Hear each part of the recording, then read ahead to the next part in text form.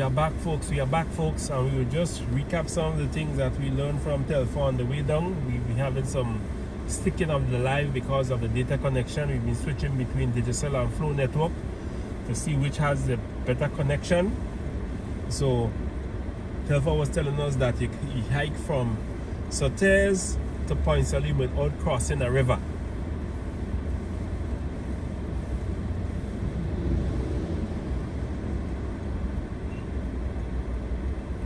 And how he rowed around Grenada twice in his own boat.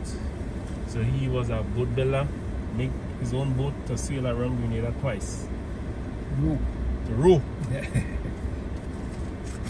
I sailed around once with a few years before. The sailboat I had at the time. But that was a bit sketchy and things, so I didn't know much about that. I went around once, I had a motorboat, I went around once, me alone, and stop here and there, take a drink and so on. So I always used to do different things.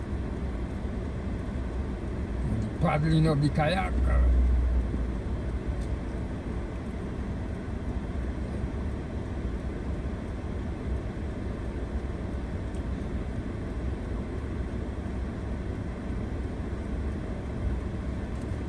I was paddling around the kayak around Grenada. I stopped. No, not the kayak. When I was rowing around Grenada the first time, I stopped in town. I had a good partner there. Yeah, I went St. David's side and downtown, and then he come and he meet me by and was anchored the boat by the Telfor and them garage. We went and fed in the yacht club. There was a white man living in Grenada, that was my partner.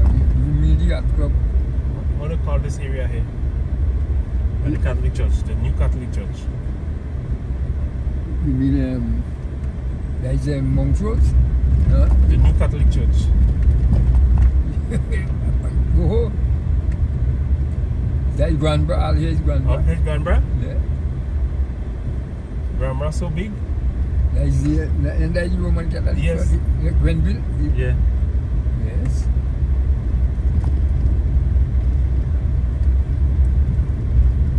Granville area, yeah. So we are the Granville Catholic Church. Is Granville, boy? Yes, Granville Catholic Church. Yep. So that's where we are.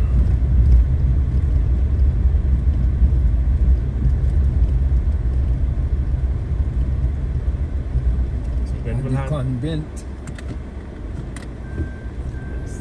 on this convent, St. Joseph Convent, St. Andrews. I get me bearings now because I was one day. So this whole area is Granville. Granville, yeah. How's it been in Granville? Great Arm. Great Arm? Yeah. The French fry arm is like a tributary of a river. Okay. It's an arm of the river, like, you know, or an arm of something. Gambra. Those old people will say Gamba. Okay, so folks, you hear Granville mean great arm. Yep. Granville River, you hear that in different places. Yeah. And when you look at the map, you will see marked in English, Great Arm. Oh. So Great Arm. Okay, folks, Granville is Great Arm. La D is the dam. Yeah. La B is the castle. Yeah. And we learn on this history, this tour, folks, that we also have at least 4 places in Grenada named Bellevue. We have Bellevue in St. Andrews, we have a Bellevue in St. David's, we have a Bellevue in St. George's, and we also have a Bellevue in Carriacou. Yep. And you find that here one somewhere by near Guam. Okay, But folks. that one is so prominent, but I think there are something. You see, in the days when the French had the place, anyway that have a nice view, they have a estate and they call it Bellevue. Okay, You know, okay, You have a lot okay. of Bellevue in Grenada. Okay. Yeah, Bellevue going up above Subi's Laville. Bellevue there. Yeah, Bellevue somewhere by St. Patrick. Somewhere I think they have a Bellevue somewhere there. St. David have a Bellevue. Yes. St. George have a Bellevue. Yes, so when the French, the estate, and they have a nice view, the area where they have a nice view, they call it Bellevue. Bellevue, they have Bellevue. Beautiful view. Bellevue in Caribou. They have my house. And Now that also- belong to Caribou, so I build a house there. Okay, okay. I bought the land a long time. That's the first piece of land I bought since I know I walk in. And then last year I built a house there. Before the COVID, the year before the COVID. I built a house there. And I had to go there and live, and the COVID come down with all restriction and thing, and I kind of delayed, but I want to spend my last days up there. So when you go back up, Well, we'll be going up soon to look at the place and whatnot and Okay. organize myself for everything. And then when I make the last vote, I will be for good. No more coming down back. so that's where you're born, you're from Carrico? My mother belongs to Carrico, but Okay. I born down here. Okay. She came down here and lived around just before I born. Okay. But actually, she had a child down here before me too. So she was down here a while before I born. And she went in Trinidad with. And I grew up with my grandmother in Bedeau, my father's mother in Bedeau.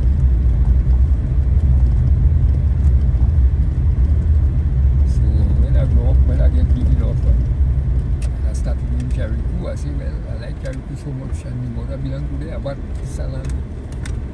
Yeah,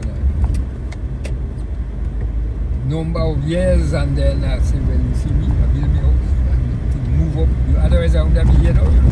Because the COVID. The COVID started under all these restrictions and whatnot, and a delay and things. And already I just sell him what I have here and go. The house is there. I don't know if he mash up my house. Trying to go and that time. Bellevue South in Carrico, you know Carrico good? Not that good. I've been up there several times, but I know where Bellevue is. Bellevue is big. If you leave Abbeville, you go through Belmont. The next village is Bellevue. Yeah. And after that, it's Citrus. No, we're in Ford St. Andrews, folks. We're in Ford. What they call it Ford? Somebody that own the estate named Ford. Yeah, and what happened is, before they built the bridge, Granville Bridge, they had, Ford means going across a river, it was a bridge. Ford the river. So that's why I believe the name evolved. Okay. Ford means going across a bridge without a river. Yeah, going across a river. Without a bridge. Yeah. Ford the river. So I guess the people here, maybe in the early days, when they had to go across the river, they had to go in a bridge. Okay. So they ford in the river. And then they build it in, so the name stay for the village, Ford. Okay, folks. That's how I gather it from some of the old time people. Very interesting. Yeah. Yeah, anytime you hiking or whatever and you meet a river, you ford the river, you go across it without bridge. Okay, okay. Yeah, that's the original ford, that's what it means.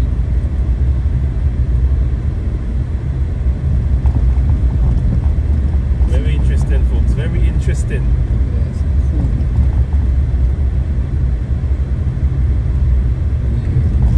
Yeah, man, hiking was something, I learned I got the idea in school. When I went to St. Andrews Anglican Secondary School. In those days were Boy Scouts doing these things. Yeah. And them scouts in the school organized a hike to go Granville.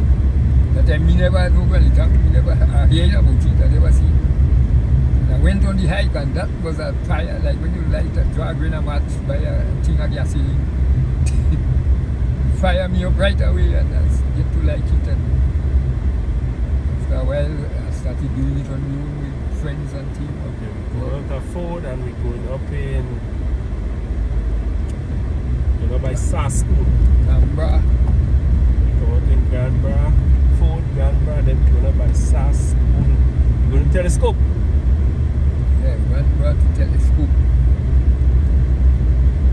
New Telescope was one of Bedeau's major camping places.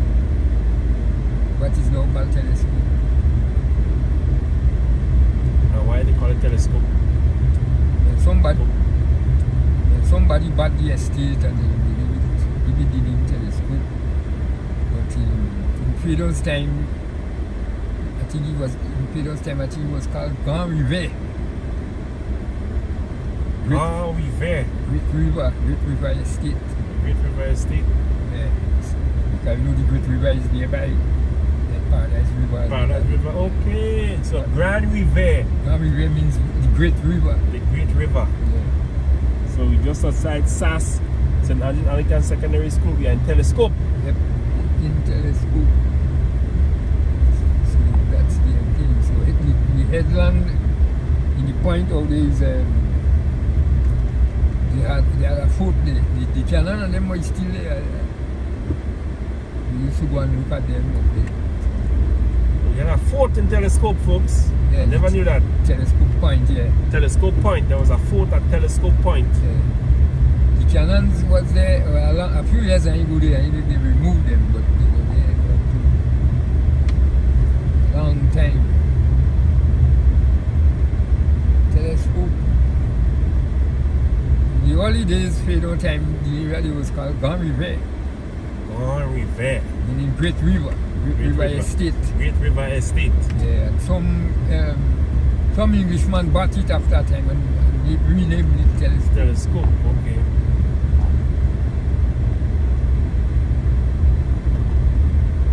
French days and British days. And then we have what we call they have a Caribbean stone in the sea there. Yeah, look, somebody said in St. Kitts they have Bellevue in St. Kitts as well. So the French, when they have a beautiful view, they name it Bellevue. Bellevue, yeah. Bellevue. Well, it simply means beautiful view. Beautiful view. The telescope was called Granville. Telescope had a pavilion back in the day. Yeah, they really swap horse racing. Okay, folks, so this is some of the remains of the pavilion. This is some of the remains of the pavilion where they saw horse racing many years ago. Yeah. Right here, folks, right here. Schools, yeah. There's a race course. This is the remains Horse of racing the horse course. racing Yeah. right here in Telescope many years ago. Oh, yeah. During my young days, we had Telescope Point is where they have the underground. People don't say it's a cave, but when I examined it and check it out, I realized it was a drainage system. And they have the carved stone with the carvings and things on it in the ceiling.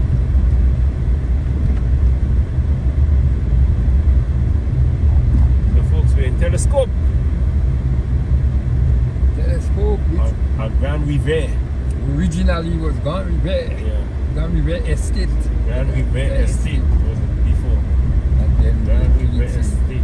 and they sold it and the man that bought it renamed it Telescope Estate. Good morning to every one of you folks. Good morning folks. Welcome, welcome, welcome. We're doing the tour of St. Andrews and we have Grenada Explorer with us, Mr. Telfor Bedeau. The man who hiked around Grenada 217 times. Climbed Mount St. Catherine. Climb Mount St. Catherine. My mistake. Climb Mount St. Catherine 217 times. Yes. From 1963 to the present. What bring up the figure is hiking with tourists. With my group, I forget how many, I think it was about 50 something or 60 something times.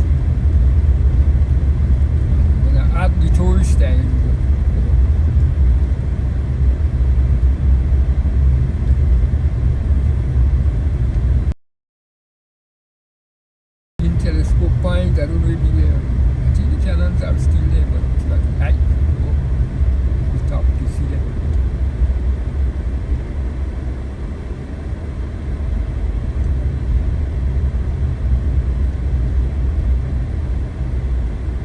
So the photon telescope point used to be to guard the harbour in Granville. Okay, the photon telescope point, folks, used to be to guard the harbour in Granville. Yeah, because they had the cannons in place that if in case invading force was coming in, then they deal with them from the top of the thing, they would turn the cannons. Okay. There's some interesting folks, there is some interesting place to hike, folks. Some interesting place. One of these days we have to link up with one of Telfor's students, Simon Green. Yeah, so we can go on a hike and bring you all on a hike with him. He's the one that really learned the thing. The others, they just went more to eat food. So we say good morning to Simon Green, Telfor's students. We got to link up with him one of these days. Yeah, Telfor said the other students went just to eat. Because we bring a lot of things to eat on food, but things, so they go there.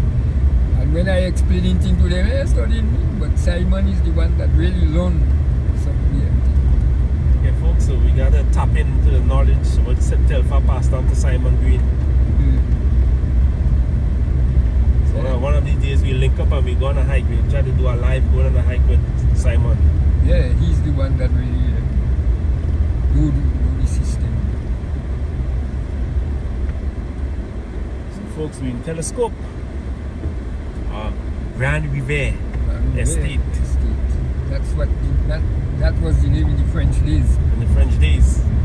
So you learn that, folks. Take notes. Granville Estate. That's where we are now, folks. Canadians don't know that. Granville Estate, folks. Except them old timers who studied the history, they know that. But yes. The modern people, they don't know that. Yes, Granville Estate. That's where we are.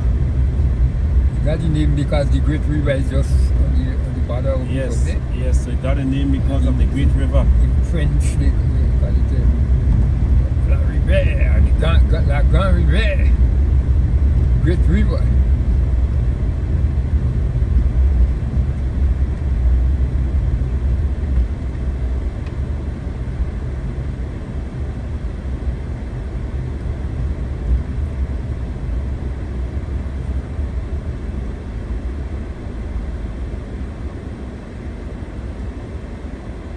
Yeah, it's a pity my eyesight ain't so good now by that. And especially with the haziness.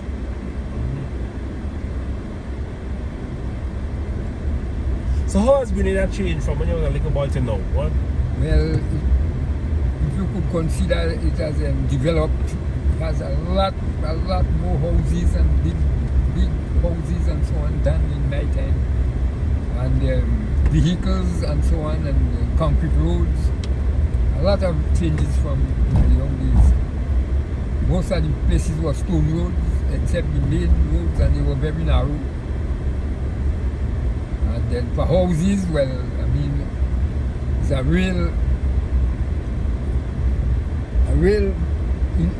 infinite number of houses too when I was a youngster, say like going to school and so on. As though everybody in Grenada have a house now. So these are some of the development, and then the roads, good roads, I mean, compared to the time. So a lot of improvement from when I was a youngster. So folks, on Telescope, known back in the day as a horse racing track. It's the horse racing. Yeah. Telescope. It was two major horse racing things, Prince Park and Telescope.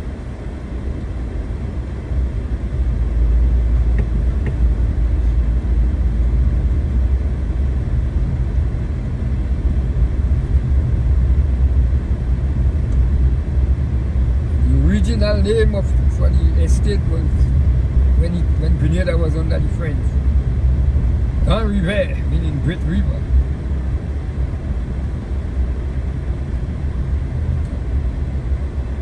Telescope was bounded with the Great River, Paradise River, what we call Paradise River, which is the Great River, coming down towards Granville, bound with Granville on the western side. ocean on the eastern side. Feeder days they had the fort on top the headland there to get the harbour in Granville from ships coming in. Yes, so we learned that on telescope there was a fort with some cannons on it to guard the harbour of Granville. And now folks, we are in Progress Park. Yes.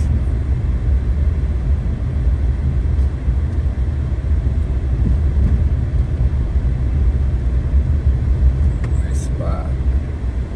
It's become a very playing field in Granville.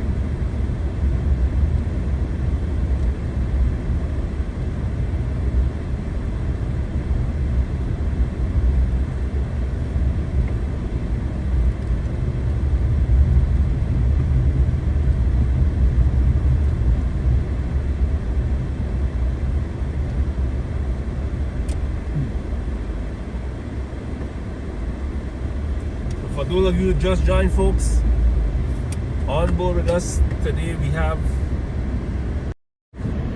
Telfor Bedeau, Bedeau explorer, the man who hiked Mount St. Catherine 217 times. Record, the only person to have done that in the world in Grenada 217 times, went to the peak of Mount St. Catherine. Every time from the same angle, you took it from different angles? Different, man. Different. I climbed it from all, let's say, the four sides then. From Bob side, from Victoria side, from Sutton side, from St. David side, St. George's side. There, folks, we are going over the Granville. That's where we are traveling over now. Granville. Known as Paradise River, Granville. The French days, even when I was a youngster, because Grenadian used to speak a lot of patois, French patois in those days. So you hear the old folks talking about Granville and whatnot. Yes, folks, so that's where we are going over now. Granville.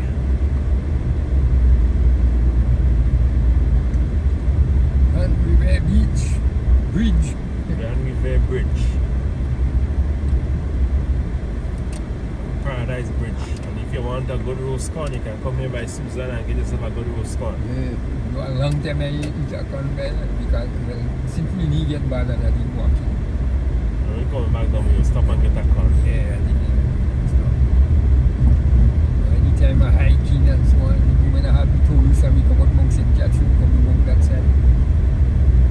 And now we're going to Simon, folks. Or pronounced Simon, so we'll say Simon. Well, it's a French word, the French pronounce it Simon. Simon. Simon. What does it mean? I can't remember the meaning now. I won't ever know any meaning for it. Simon. I don't think I remember any separate meaning because Simon. S-I-M-O-N.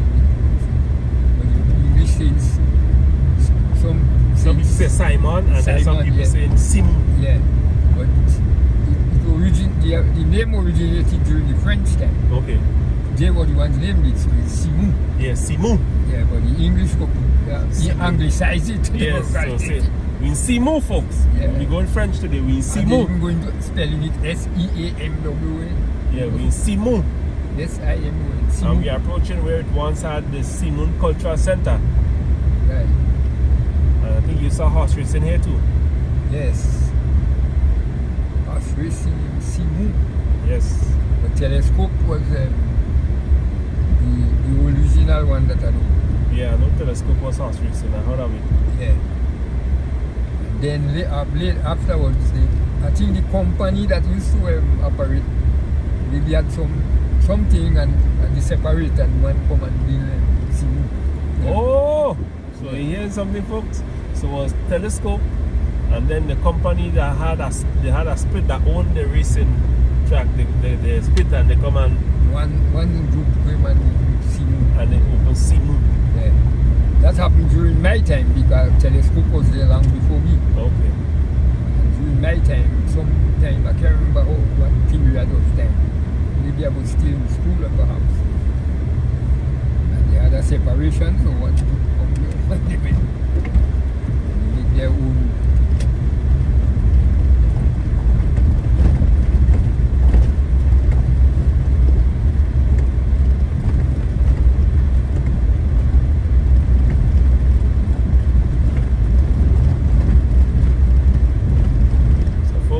Just joined me on tour of the parish of St. Andrew today. We are with Telfor, Bedeau.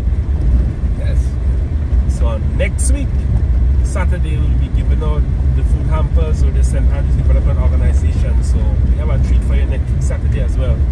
But today, we're there with Telfor Bedeau. We're exploring the parish of St. Andrew. Driving through the different aspects, learning some of the French names, learning a little bit of the history. I never knew that there was a floating telescope. Yeah. Telescope point. Telescope point. Yeah. And then there is one in Marquis. There was one in Marquis, so the two kind of covering from one another. Yes, there was one in Marquis as well. Yeah. So anybody coming to attack from the sea, telescope firing at them, Marquis firing at them. Yeah. What that beach here? This is Paul's Beach? Well, Simu, Paul, whatever you want to call it. They Great River mouth of it. Yeah. Yeah. So this side you could call it Simu, Paradise, whatever. Okay. Paradise is inland because Simu. Yeah, that is. So we there, folks, we there at the Granville. Granville. The mouth of Granville, the mouth of Granville. I always say local term, the boucherie. Boucherie, and yes, most people know it as Paradise River. The French called it Granville. Granville. In the early days, in the French days. Yeah. The British come and they anglicized the name and called it Paradise River. Great River, sorry. Great Yes. River. Great The River. local people say Paradise River. Yeah, it's Great River. Great River, which means the same thing. Grand River is just a translation of the French name. Yeah. Grand River, Great River. That's where we are, folks. Bring down a lot of debris. Lot of debris. That's the biggest river mouth I ever seen, the biggest boucherie so far. I know about. In Grenada? Yeah. Yeah. Of folks, so this is the biggest boucherie in Grenada, where the river meets the sea. Grand River meets the sea, that's the biggest. Yeah. Boucherie. Yeah. The French call it boucherie. Long Bouchard, the mouth of the river. Long Bouchard. You hear that, folks? Long Bouchard, the mouth of the river. Bouchard. Long Bouchard. The English say, well, boucherie. And then from there you can see some of the islands in the Grenadines up there. You know. You can see Pons Rock, Sandy Island. Yeah. The Caribou in the distance. Yes, folks. I want to see the bush. Y'all want to see the boucherie? I'm gonna just take out the phone and show them the boucherie. Yeah. A lot of trees and things that come down when the river flood.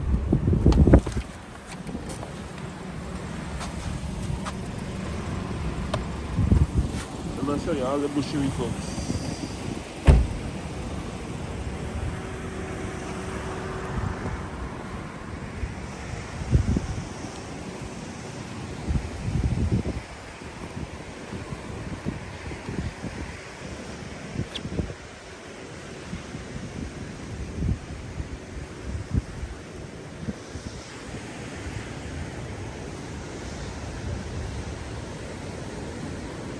This is the boucherie.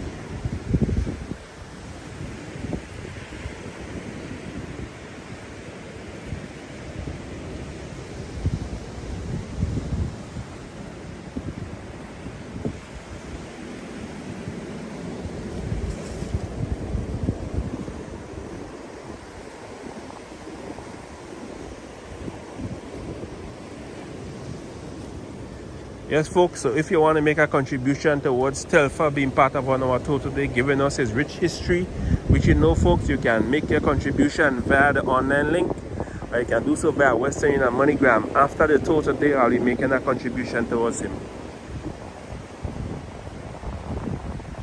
So this is the bushery, this folks. This is the biggest bushery. The Grand River. Grand River. Learning some French words today. So this is the biggest bushery where the river meets the sea. Where the Paradise River meets the sea. The Grand River.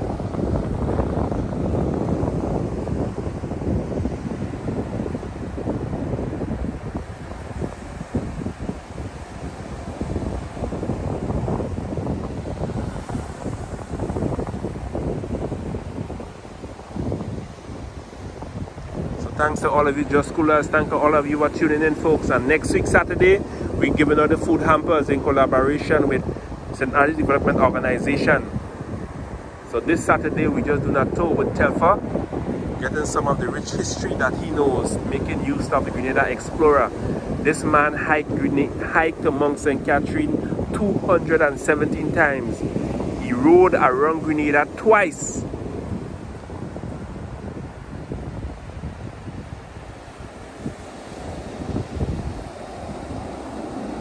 So share the live with your friend and family. And if you want to make a contribution, you can do so via the online link.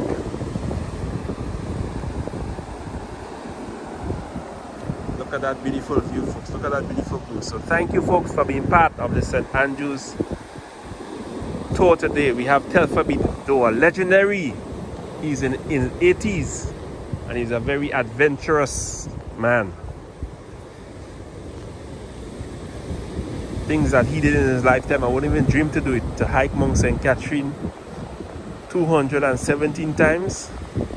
I only did it once. And it was a good experience. So yes, folks, the online link is shared on the page, so you can just click on it and make a contribution, make a donation.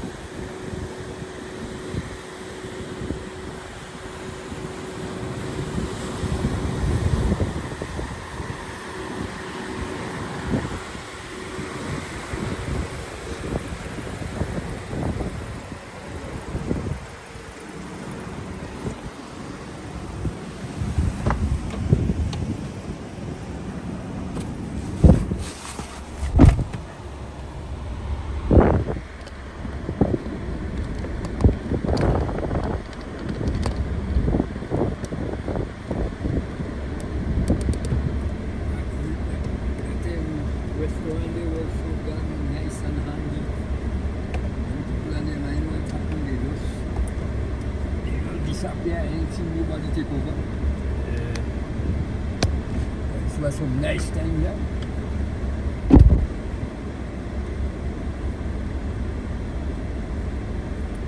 Also kann man da jetzt hier Union von sehen.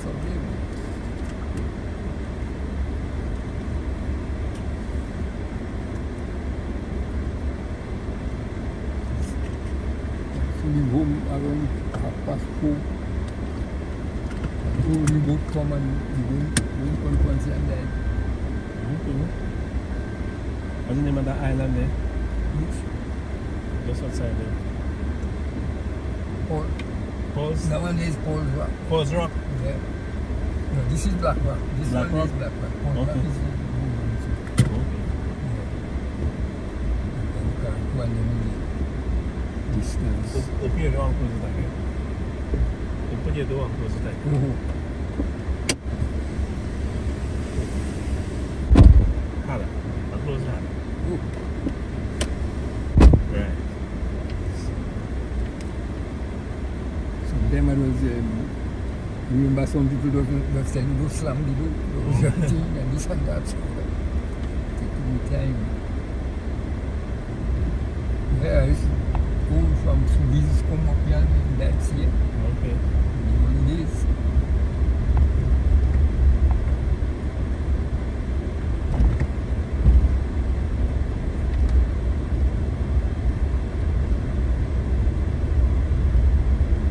Well, nothing lasts forever. What you could do when certain time, after time, you can do it again. Yeah. That's why when you could do, when you can do it.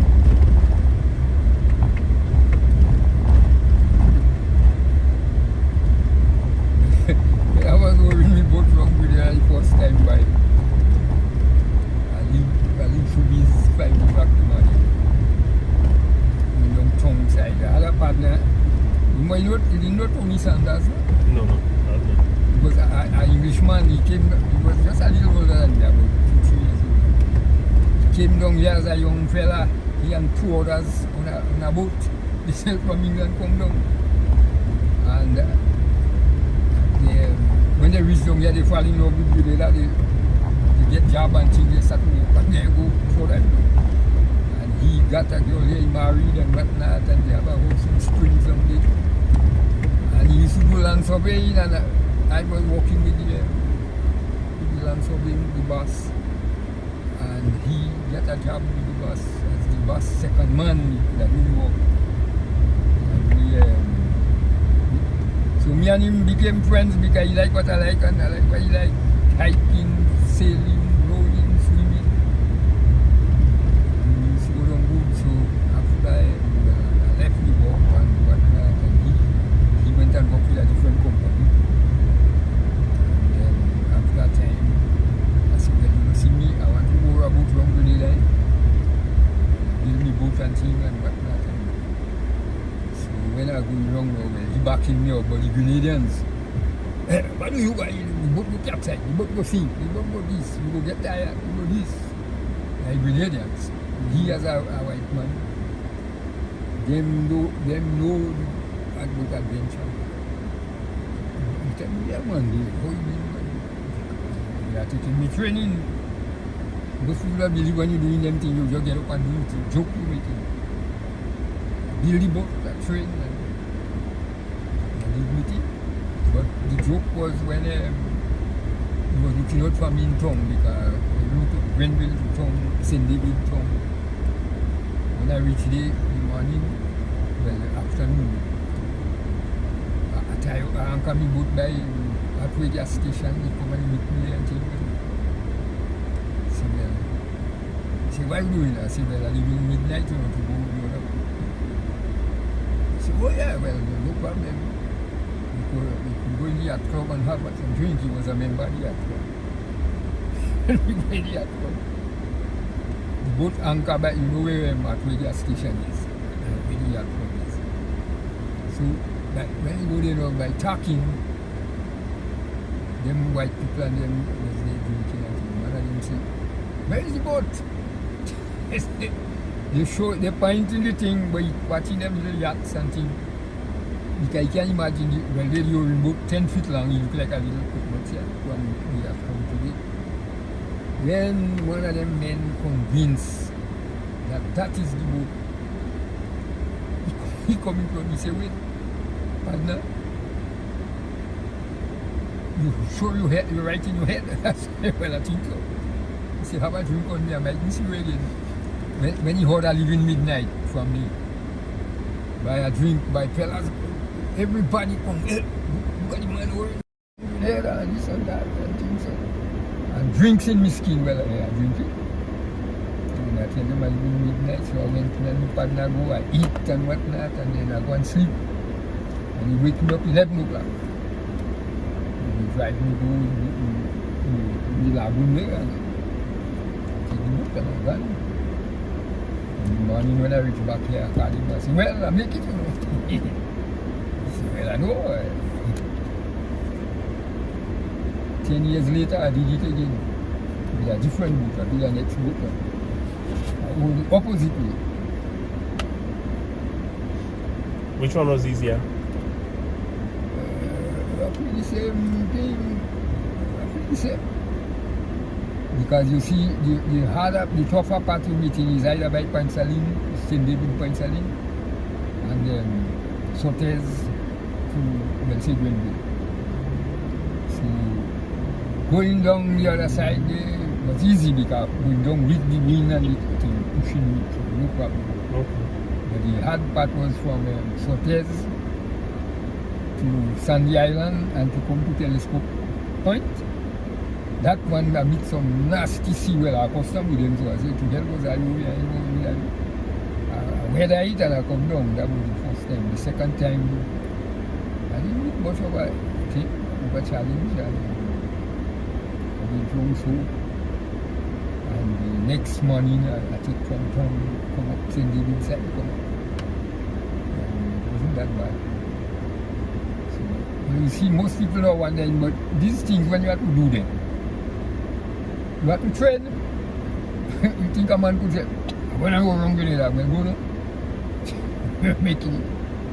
And since a little I was in boat, since a little child I was in boat and team and so on, I always have been in boat. And when I plan to go wrong with it, I used to go from once, say twice a month, from Granville, Subies to Sandy Island and back. It used to take me 3 hours each way, 3 hours. Because you have to have hand, had to get tough. When you sitting down there, bottom had to get tough. And the muscles and them. And I did meeting without much problem. Kayaking again, same thing, a paddle wrong. And the other day I tell Simon, I say, well, watch now. You know, at 82, somebody as if you knew Captain Hardy. Hardy in Subies? Yeah. Yeah. He was a fisherman and thing, and you see. Well, he was a captain, fishing boat captain. But I didn't know him to be I just call them by going long distance, like other islands as a real captain. Okay. The fisherman captain, Hardy was one. Okay. Yeah, they know everything. And we seen this structure here. That is the structure of a base of an old windmill. Yeah, that was on this estate. Sugar mill in those days. Okay. They used to grind the wind, the whole call it, well, call it the windmill, turning, and we have some connection go down on it. Yeah. Grinding the cane mill. Okay, so they should do that here. Wind power, yeah. Just as electricity, they have wind power. So when you was a child, that was in operation? No. He had one that was in operation, and what was this one? Last Address, I think. Okay. Somewhere, one of the rest, it was nearby. But for a short while, we wait for it.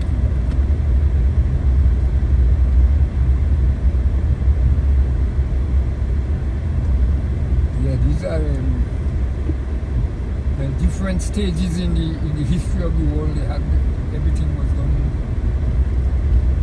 to suit the technology at the time. Windmill, man with pickaxe and axe cutting, digging, drilling, and improving, as we say, from one to the next. Now we have skyscrapers and everything. Jet plane traveling faster than sound. I don't know what they go up next, but that's something from me. Well, if they want to beat the speed of light, they go have to try hard. Yes, folks, now we are on the Old Pearls Airport. The whole place here was big boulders, eh? Here was big? Big stone, yes, stone boulders. Really? Before they build the airport. Yeah. I live in Subi, where you pick me up there. Yeah. We used to stay there, that time a little, maybe about 8 years. And you hear in the explosion and then with the blasting the stone to hear me. Because you see, if you just go in the car,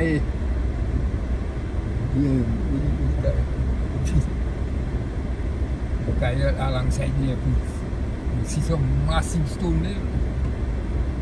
Yeah, folks, so all here was stone, big boulders, big stone.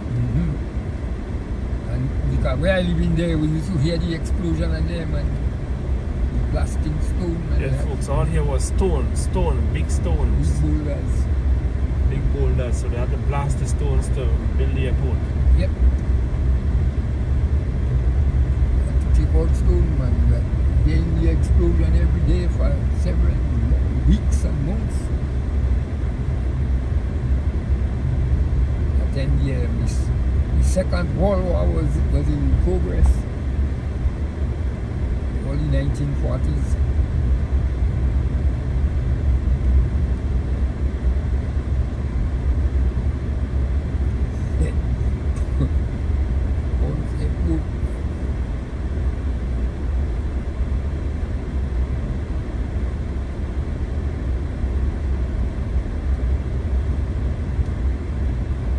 Partner of mine was a pilot. He tell me once, not so late, maybe in the 1950s, early 60s, he coming into land in Paul's Day, and some people come out in the garden and with dog, with whatever, and maybe they ain't paying attention, and he come out when they used to land from the western side, coming out over the garden. The engine used to cool down, so he ain't making much noise at the time, but he say he going down. And when he going near to touch down, a group of people going across the airport with all the dog and the boat and the whatnot.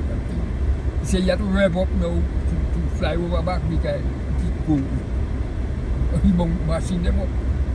So he say, because when he cool down now to go down, the engine ain't making much noise. Yeah. So and they're paying attention. When he rev up, he said what? He never see people run fast. So when he put in the thereby to lift up back, by he said, they scatter, some run so, some run so. I laugh. He died, or he didn't know it, man, at a bay. But at a bay. He was from Granville side too, and he went living from. But the good body, why we used to chat and do these things. Hey folks, you're on the Pause Beach. Yeah, that's the Atlantic side of the. We are there on the Atlantic side of the island. So today it's a bit calm. You don't see too many major waves. So folks, some history on Pause. It was the first airport opened in 1943. Yeah.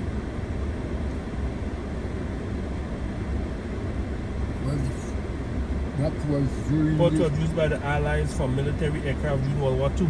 Yep. At time World War II was raging, man. Yeah. Germany and England and them fighting like hell.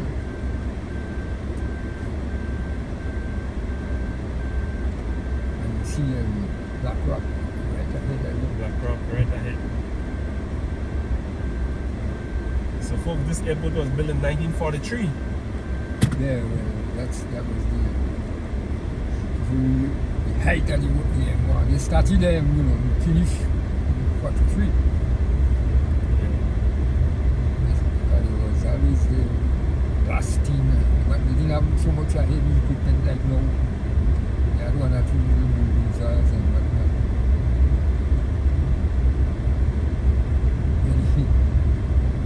When he had once, the same pilot friend I talk about it, Captain Bean, he tell me, when they used to land in Paul's and thing regular and whatnot, about them people that was going, well, it was two incidents I told you about the first one, when he was going up, but another set was crossing the airport by the sea to go across. And he was coming in to land from the seaside. And a similar thing happened to. They go in there studying up until when they hear the engine, you rev up the engine by saying, you see them people around. Same thing like the time he was coming from the mountain side. By the time the plane ain't making much noise because they pull along the engine to glide in. Airport. The airport was built in 1943. Yes. They used as a base. That time the Second World War fighting, so the Americans and things wanted a place to do the landing and whatnot. Yeah. I used to remember the casting stone and some loud explosion. So we long there we are living, we hear it. They were predominantly stone, folks. Stone. Yeah, there was a stone. If you go just on the side, going up by the car, the hill, pure stone were there, big boulders. So they did a lot of great work to level up this place. Always the airport.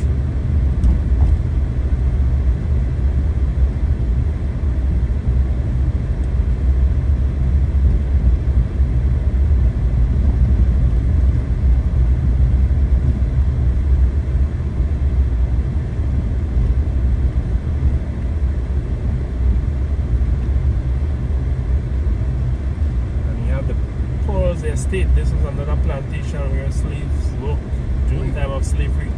Yeah, that was heavy work. Sugarcane was in great demand up in Europe and so on. Yeah, great demands. Yeah, so most of the colonies and them were producing cane, producing sugar and molasses and rum. Rum is a major one.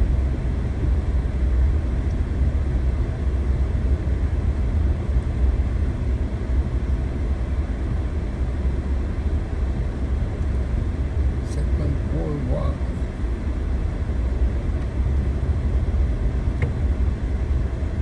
Still you see that these days when the regular passenger planes used to pass near to our house to make the circle to come, because they had to go up near the mountain and come back to come and land on the airport.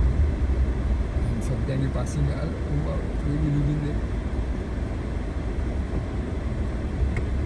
But when the Americans invaded, the aircraft carrier was somewhere out in the ocean there, and then helicopters coming out from it and coming in straight on the airport there. And when they first started, I wake up before them, the only man in there ahead and thing, because no, I expected something like that. And when I look out, partner, the helicopters coming in, and them guys on the airport firing, but I see no helicopter fall. It didn't take them long to apparently the ship must have shelled them, because of this explosion, and them fire thing and shell the place and weaken them. So when the helicopters were coming in, not much resistance.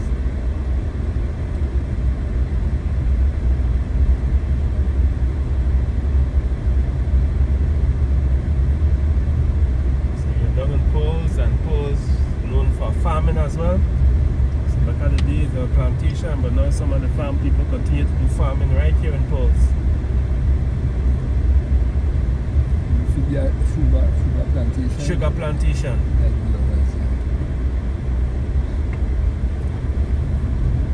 Plant a lot of sugar cane. Yeah, man, that was the main product of Grenada in those days. Very early 19th century, 18th, 19th century.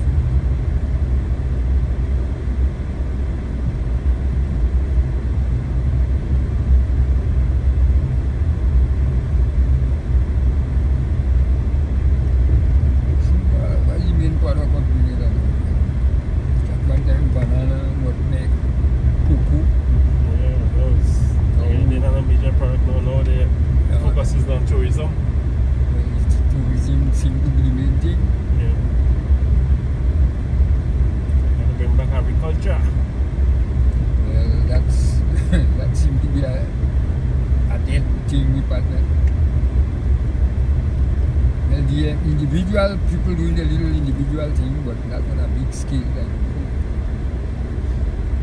yes, folks, so we took you up the main road.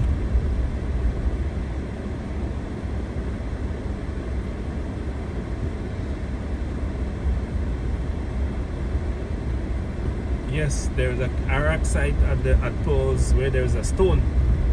Where the also? Yeah, the Iraq sites in stone. In Poles, you have us. Let me see, but we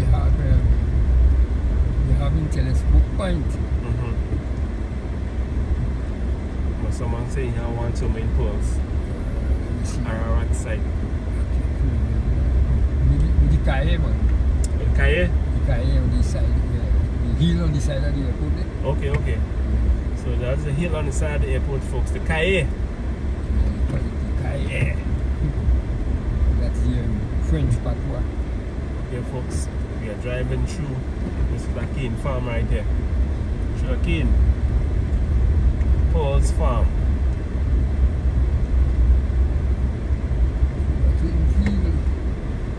Yeah, we are just outside the Renegade Rum Distillery.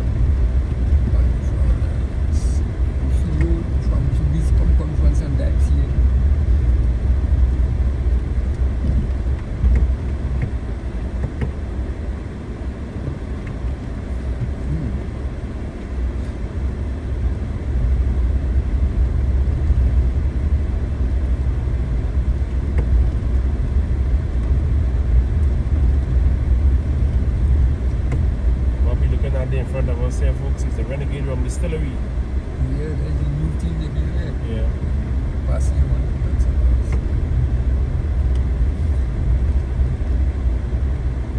We are back road, folks. We are on a farm road. That's why the road is so rough. There. In meadows.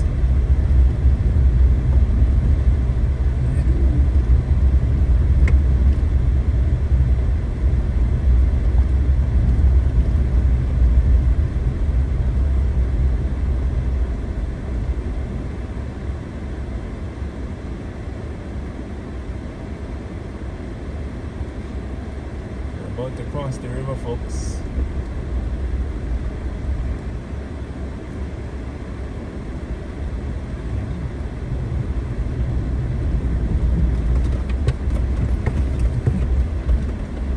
We'll have reached this sometime soon.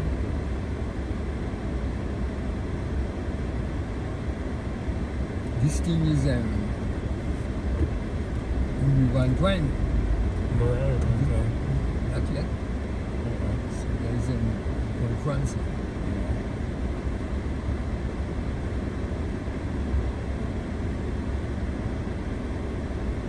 When I'm on foot, I'm what thinking, but when I'm in a vehicle, I always get cold. I ain't just that road there. Right, is Took off some. Can't trust that. So I'm going back across the river, folks. Crossing the river without going in a bridge.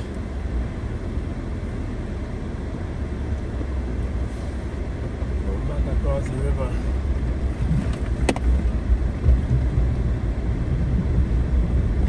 Alright, folks, we're back across the river. We go back up and go back up on the main road. I'm not a four-wheel driver have, so I don't want to stick.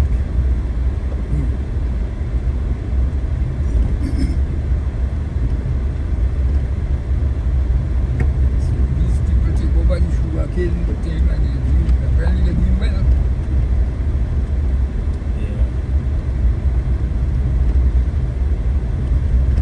There is nothing that's planning, you know. Plan when in business.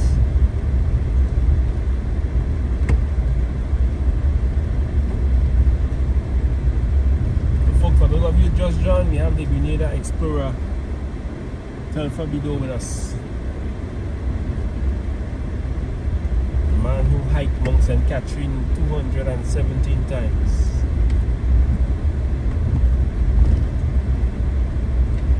He knows it like the palm of his hand.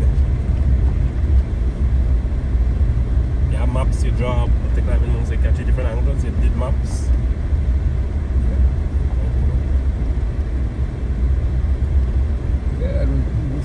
from room map.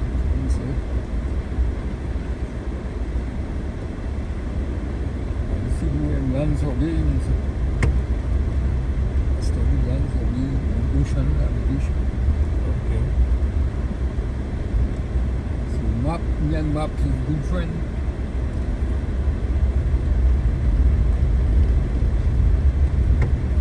Just the eyesight that come and make them nonsense otherwise. See when I'm on foot, I will start out myself better. Then see when once I have a close up thing, if I in a truck, look in the back of a truck, trailer, I start myself better. Once I inside something, I will get puzzled. The eyesight not so keen. Mixing up.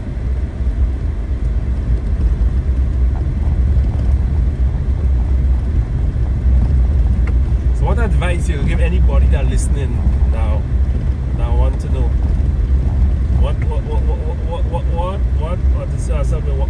drives Telfor? What motivates you? Well, I think every human being must deal with certain characteristic about them. Sometimes I long so a child growing up might be interested in a certain thing. And then, like in nature says that. So since a little growing up, I was inquisitive about the world, seeing this, that, the other place and so on. That's in my nature. So therefore in school I realized geography was a very important subject to the things that I like. So I studied it very carefully, to read map and so on. And that is what caused me to be able to have done what I did. If you couldn't read map and so on, it's a problem. So that is the thing that caused me to do that. On the ocean, same thing. Being able to plot a course from the map and whatnot and things like that. So then you have to have the mind, because sometimes when you go hiking, the kind of terrain and whatnot and the bush and the uncertainty and so on, you have to have the guts in you to really negotiate those areas without giving up. So just so it is in life, when you meet things, you have to have the guts to negotiate and that's right. Continue living. That's moving it. on. Simple, yeah. You ever been hiking and turn back before you reach where you wanted to hike to? Let me see, I can't remember one of that now. I don't think so. Well, I may have one, but I can't remember. Okay. Well, I think we were going, well, I think in a sense, I said on back, we were going Mount St. Catherine once. Mm-hmm. And when we reached about more than halfway, a landslide had blocked the trail. Okay. So in a sense, it was not on back. We turned back, yes, and made a detour? Detour, yeah. Okay. That happened more than once or twice. Generally, we always, because I usually plan the thing before I leave home, Okay. days before. Okay, the next hike, so-and-so date, so-and-so place, I studied the map. That was in the days when I wasn't familiar with the place as yet. Okay. But after I get to explore everything, when I had to go a place, all I want to see what position it is, and it's easy to find that because you know this place, you know that one, you know it's somewhere between them or whatever. In the beginning, we also have more problem to find where we're going. Okay. But because I studied geography was my subject, so I studied a lot of map and things, and I like navigation, so I studied navigation, so that a compass. Okay. Compass is the one that really caused me to explore them out of the areas because it's set up. And the map and the compass.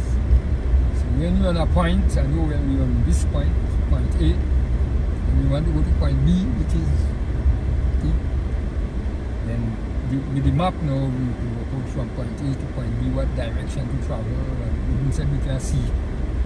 But the compass, you have the coast by the compass. So you go in, just like in the ocean, when you're sailing from one country to the next, and you have 1,000 miles of ocean in front of you. You can see the place, but you have the compass to guide you. Because navigation was the main thing that I studied, you know. In school, I like geography, but map. And then I studied land surveying, I studied ocean navigation. Yes, folks, we come out in Poles and now we're going Moya. I have Telfor Bedeau with me, Grenada Explorer, a wealth of knowledge. Yeah, the only handicap with me, I can't see good to him. As inside, people are walking. Alright. So you never check out and go down with the glasses? I went to no, I never went. I went to a fella once, but when I see why he acting up, I see why you see me, so that was, I ain't going back. So you know, I can check it to see if you get the glasses that will make you see a little better help for the eyes? Yeah, well, I know in some places, like in England, for instance, but I was there once, long time ago. And I know they have what they call opticians and so on. And people, because fellas I was walking with, they were dealing with them when look at the eyes was bad and this and that. That was when I was young. Now, Grenada, I don't know, they have service, but in some cases they're not too efficient. So you would like to get it checked to get glasses? Well, I tried it once. I wouldn't call the man name because I understand. And the man was like, well, I cannot, as if to say, well, you don't know me, I know him, but I mean, I see him and think he's the specialist. And they tell me, when I go the way the man behave, I say, well, no, man, you have special people he like and me, I never go back to him, I never. Okay, folks, we are in conference. So if I could arrange for you to go and get a good eye check so you can get glasses so you can help with your sight. I was thinking of that, but I said, partner, you see me? I'll find. No, if you want to, no, I know if you want to, yeah. Well, that's why I tell you, what turned me off is the reception I got from the guy I went to. Okay. And I said, you see me? To hell was them. I know you have a place where I went and the service is good. Well, yeah, I guess the thing, but perhaps that particular person didn't like me. I don't know. But sometimes you watch people and you don't like them. Yeah. How that could be. So I said, well, was that man? I see, the only thing handicap for me is I like reading. Yeah, so you can get something that could help with your reading. Now look. I have a magnifying glass and hold it over it and do it, but if you get a glasses that could. Yeah, you can get the right time. I think. So I am a kind of person I'm a bit over from the book. That's why I was able to do the things I'm doing, because everybody else, they always careful. You go far, you do this, you do that, you go drunk, you go things, and everybody say, well, for the people and everything. I want to do it, and to hell was what happened. I did, no problem. That's a daredevil. Yeah, since a little, that's all, because I tell you, and maybe God left it in a way. I grew up with my grandmother, my father's mother. And that was, I think, the best thing that happened to me, because two of us in the house. She sleeping in the night, I gone down, I opened the door and I gone down the bay, I hauling down somebody boat. That time I was 8-10 years old. They had me rowing boat in those days. And I went on over in the night. I come back, I put the thing there, I come home in the morning. Yes, folks, we are at Conference. We're just going down Conference Bay, another beach in a beautiful location to see the sunrise. Oh yeah, nice. Sunrising spots. get the fresh breeze coming across from the Atlantic. And you also have a lot of grapes in those areas.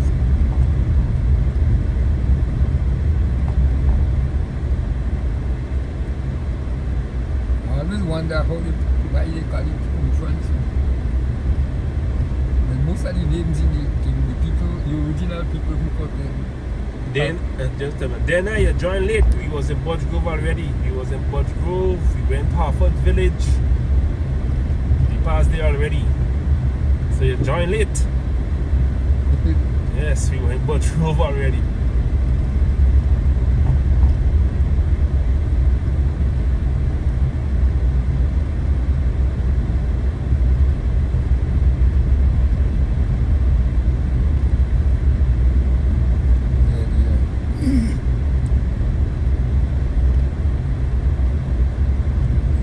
Of the weather to help him, and very like he walks down when it was lower down the other side. I barely seeing the road ahead now.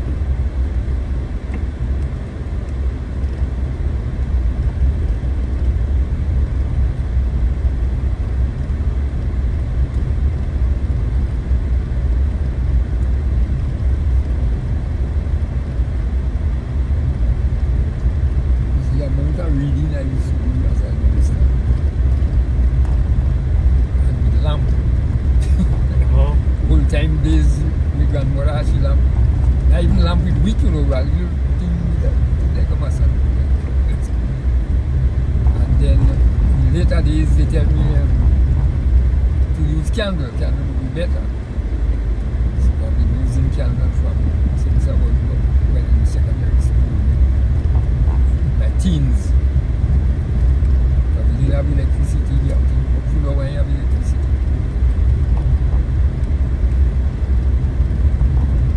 At light reading, I used to take books from the library. When I don't do my homework, sometimes at midnight, reading, and this dim light, that's what caused me lights to go down so.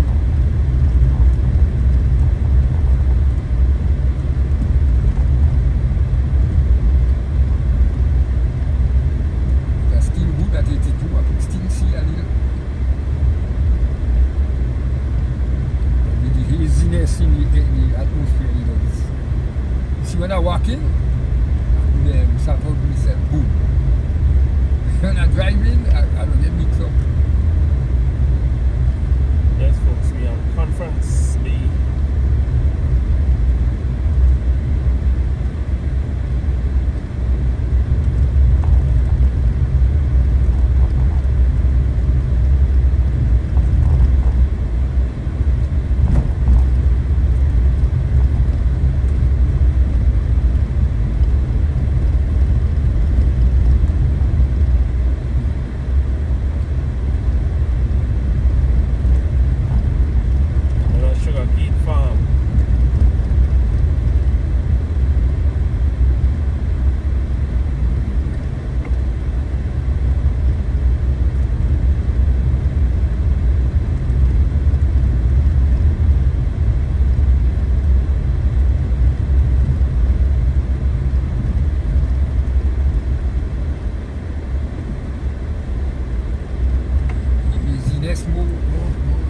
Intense up here, but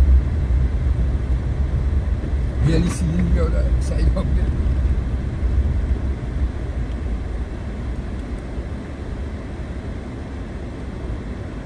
That's where we are, folks. Conference Bay. Yeah, well, yeah, you could see the horizon, I could see the island on the mountain, I could see kind of black rock, I could see you shake away, the one like the whale. Shake away, I could see it. Shake away, they call it? Shake away, that's the local name. The map have it at Board Island. Okay. The local people call it shake away. Black rock.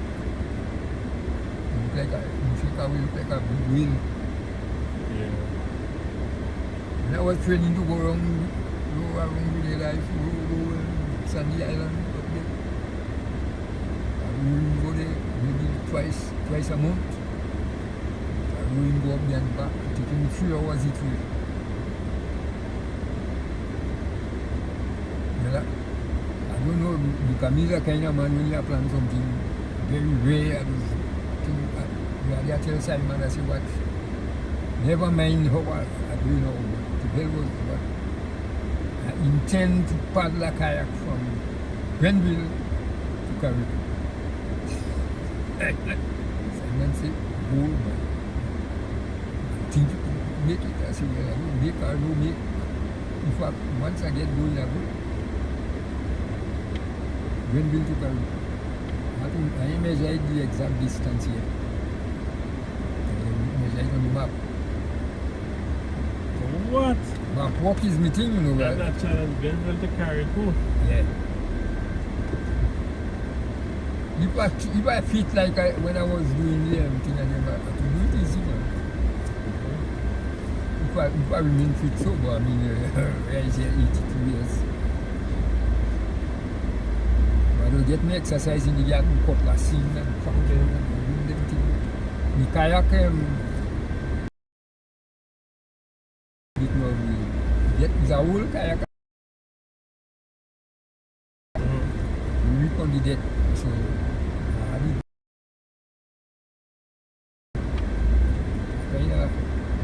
it makes sense trying to go them kind of place with it.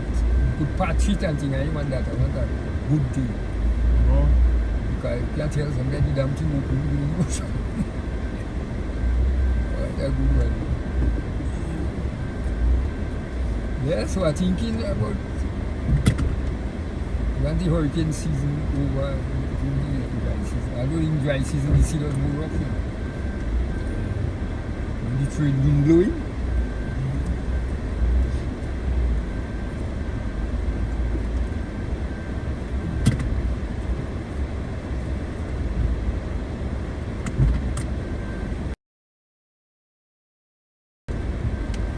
That hiked with me many times from the States until one day he tell me, he said, you know, I will sponsor you to come to the States and work the Appalachian Trail, you know. I think that's the first challenge I back home. I said, me? What afraid is the police. Okay. Yeah. And the Appalachian Trail, I think, is 2,500 miles. So fellas that doing it, usually they do a piece on the holiday. They do a piece of 500 miles. Okay. They go back to work.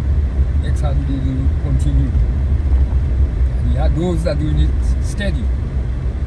They start going to camp and whatnot.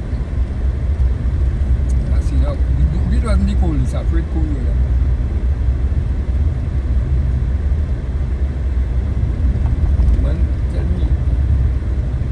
Sponsoring everything, I have to spend 25 cents to walk the Appalachian Trail. That's it. Back home. So what advice would you give young persons who want to get into hiking? Well, they have to like geography and map. They have to like that. And then they have to have skill to do a lot of long walking. That's about the main ingredients for doing it. You have to like the fun, for adventure. That's one of the good. Hundreds of them hike with me until over the years, and I mean the local people. And what? None of them take it up now. Well, Simon Green is the only one take it up. Simon Green. And you see, they look at hiking as a simple thing, because when I started doing hiking, the local people in the area, most of them leave school in ABC first standard and things. And why you go and get something to do? Why you get something? You go and make yourself tired in the bush and things, and they tell you the children and things, don't follow this boy, you buy and things. Because they don't know the value of doing things. In the long run, after I have recognition from this, that, and thing, I get medal from the Queen and so on. Here you get this and that. I say, yeah, well, guys, There was our them people were stupid too, you know. Yeah. Because they used to say I'm stupid, they tell the children don't follow me and this and that. So I said, because they hear the thing and something that I get a medal and this and that. And yet once I went and have an interview on the radio, it was a live interview. The evening when I dropped the bus going home, one of them young women and them, but she niece was with her. The niece said, hey, I hear you, I heard you on the radio, you know, you was interviewing about hike and thing. Yeah, the old lady, hey, I could imagine chopping she tell those people. The young lady said, no, it's a good. She said, eh. Well, I can't tell you what I tell her. It makes sense. You could just imagine. Hey, you're not afraid I bring you up? I said, well, that's where the fun will be. When you bring me up, then you go see the fun. Never thought that. Never thought I could have said what I said. Yeah, folks, you remember the days of the standpipe? Bedded down at the standpipe by the road? Remember the days? Not much standpiping later, we just passing on here. Not much standpiping later. Yeah, there's a Grenadian feature.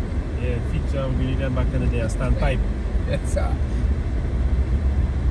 Yeah, one way the woman and them bed and they dress everything outside and they bed in. Well, the woman so shocked. Yeah, mind your business.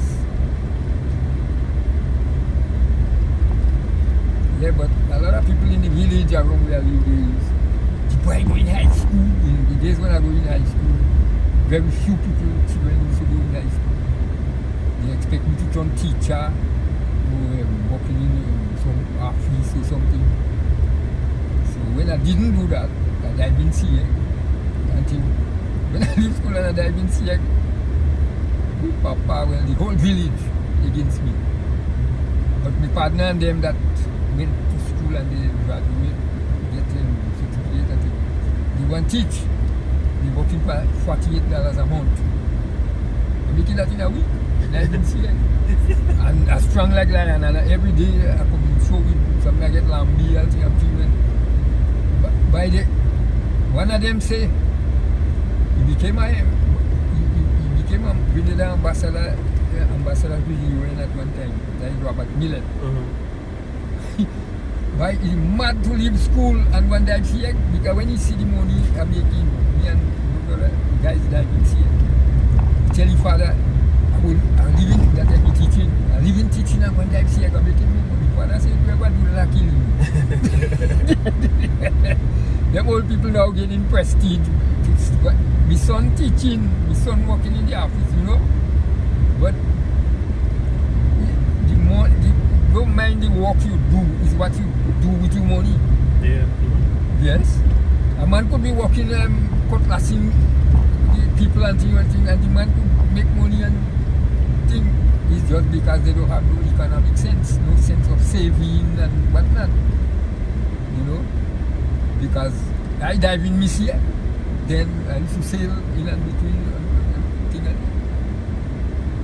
it's after when I do all this hiking and thing, they call me and ask me if I would like to do this. And with all the Sierra diving and whatnot, when I work as sailor in between two, I used to make good money diving in Sierra. And I come on a island. At one time I had 5 acres of land with a bike. I sold them. That time. Because I plan to go and live in Carriacou. I build me house in Carriacou because we come and mess me up. Well, that mess me up, but I mean, delay me. Yeah, the time I had to go, the COVID started. And they started all restrictions, boat and going, boat this, boat that. But I want to just get up one day and pick up bag and baggage and sail away and go. Yes, folks, we are entering Tivoli. Tivoli. Yes. Tivoli. Yeah, I recognize that. Yeah. Bamboo Bridge, we just passed. You just passed Bamboo Bridge. Yeah. Before there was a Bamboo Bridge then. Well, maybe before my time, Yeah. but the old people call it bamboo. Bamboo bridge. Yeah, and that is what one of them tell me. The very early days was a kind of emergency kind of thing they did build it. Okay. And then come and they change it up into a real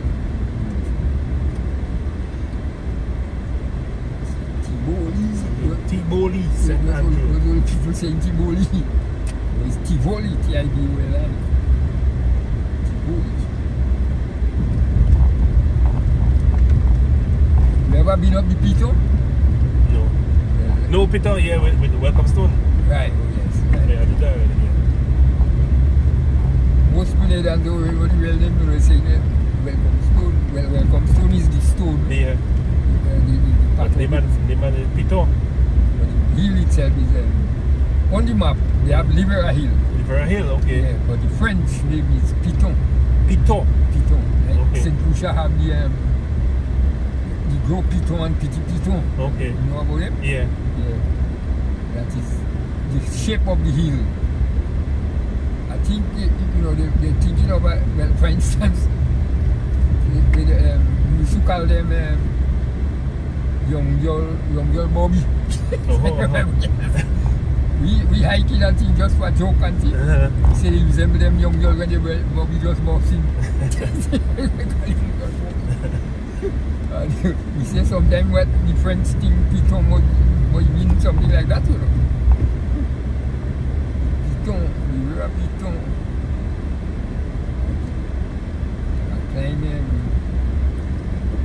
I never climbed the Piton in St. Louis, St. Lucia.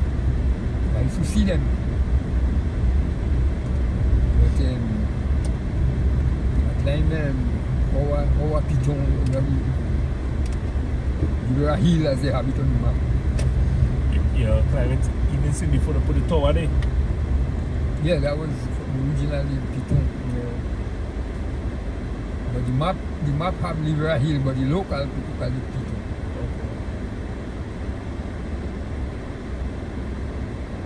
Yeah, the traffic jam. No, somebody talking to somebody. Well, in Grenada, that's when the place is busy.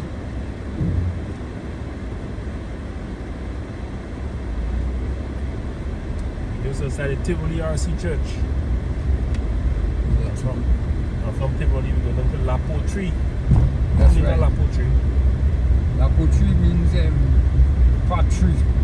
See, like clay things. Clay thing, and oh.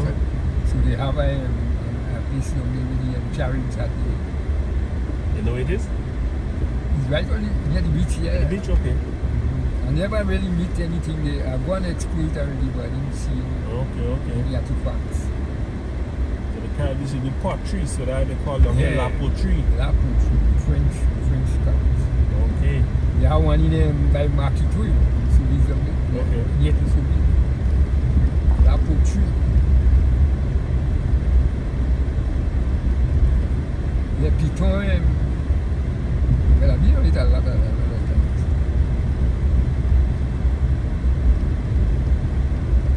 Map say Libera Hill, but locally people say Piton. The two Piton in St. Lucia part now, watch them as if you think I'm playing that one day, but the other fella fall down from one, you know. American fella, they don't do crazy thing too much. The man go up there and him coming down, maybe he try to experiment. And he get away. And like a t-shirt or something, but I think hook on some tree overhanging the perpendicular thing, you know, 2,000 feet or something. So they get a helicopter to take him out. Because I think he had some friends with him, and then that happened with the car up and things so and whatnot. But he still had a good time hanging on the thing.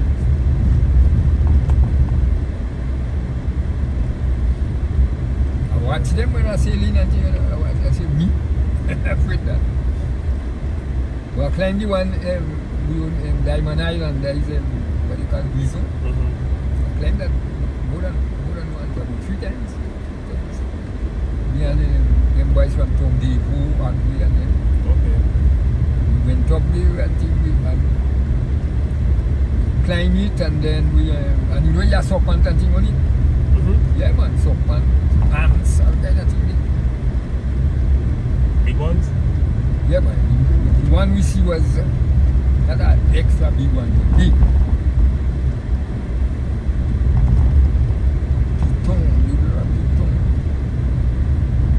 French, all them kind of shape mountain like that, they call them piton. Okay. Yes.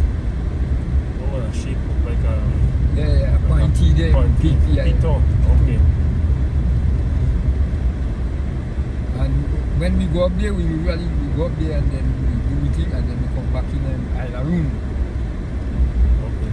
Isla Room and we had a man, the other man from we have a house and we out there and thing, we school and cook and thing. But I tell you as man, I do a lot of things.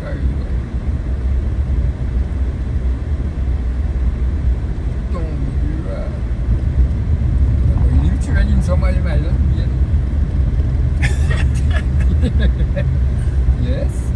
When sailor man I show you work hard and thing, in the evening you take the bed, you change off and thing and you go and walk to meet a girl. Well, especially in my sailing days, you give them a $5, you papa, there's a lot of money for them. Go and make you play next time. You might never see them again because you see them a second time. So our other man might be minding a child of them.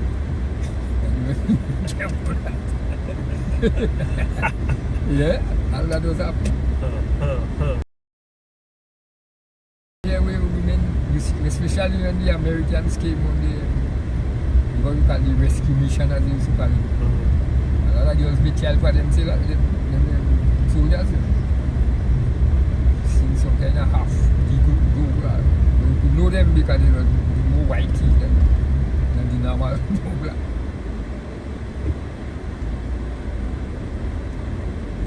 Man, mo ya child.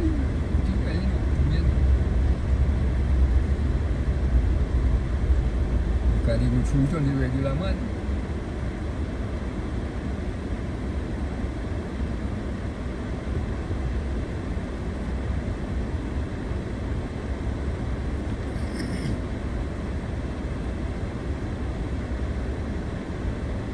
This trip to kayak from here to Caribou, I think in Halago.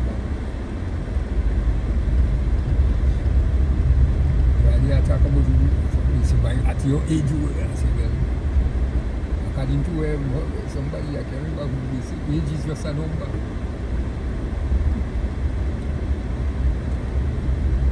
I had to take a few months to train, 2-3 months.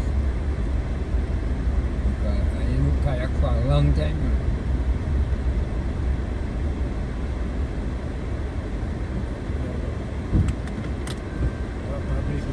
The beach.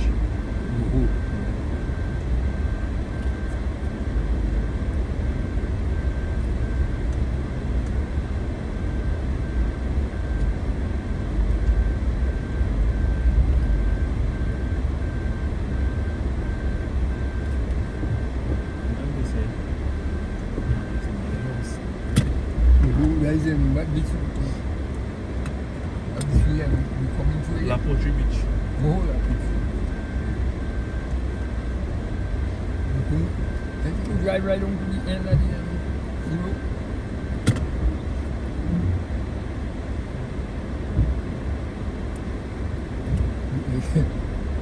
When I walk in, I make it out between good, but I don't know how to get more, especially when the eyes are so good. I used to come there and dive sea egg too.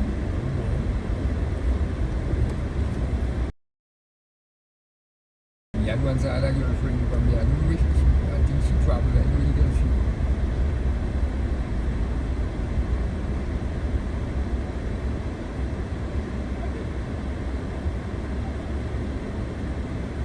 I know the road went. You have a nice patch here like over the beach. And the road we used to drive to go up from all day until then you just walk down. But the road is to go down on the end of the rock. Right? Yeah. Thanks. Alright. were walking and I started up, he said, but we are the inside here. Somebody said they got to pay for your jokes and them, you know. Yes, sir. You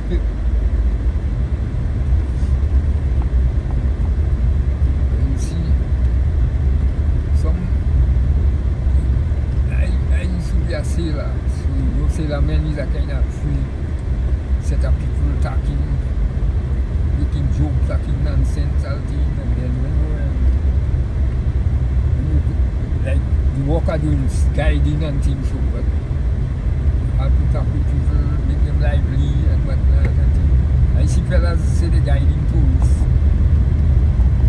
You want the tourists talking for themselves. Lively, man. Tell them all kind of Nancy story and they like to hear those things.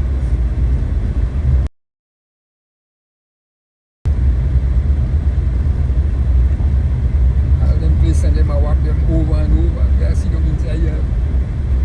Especially with the modern thing, a lot of houses and so on.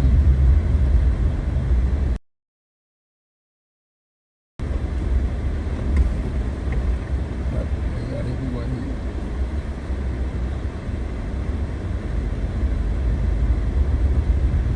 At this point, yes, starting to see them. That's what they call it at this point. At this point, yeah. They around this called artist meeting. Yeah, I don't get it myself now. They have them carry them thing to us getting on the beach here too. Artifacts on them. Yeah.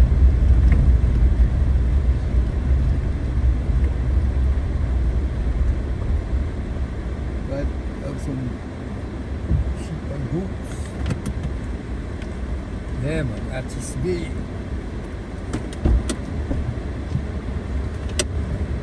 What? So outside hot, right?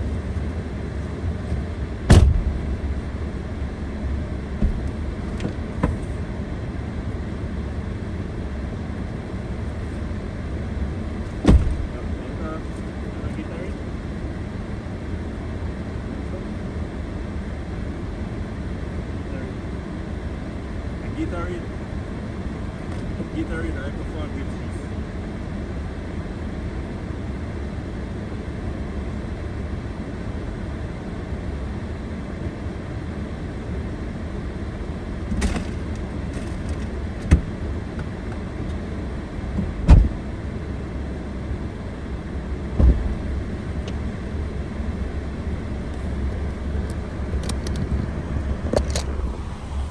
Now, at this point, folks, that's where we are.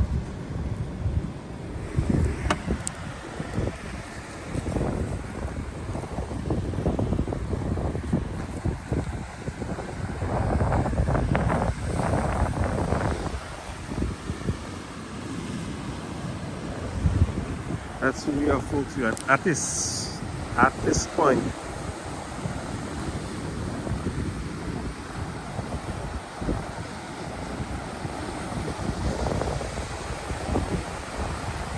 Good afternoon to you folks. Good afternoon, folks. Welcome to Just Cool Virtual Adventure Tour of St. Andrew.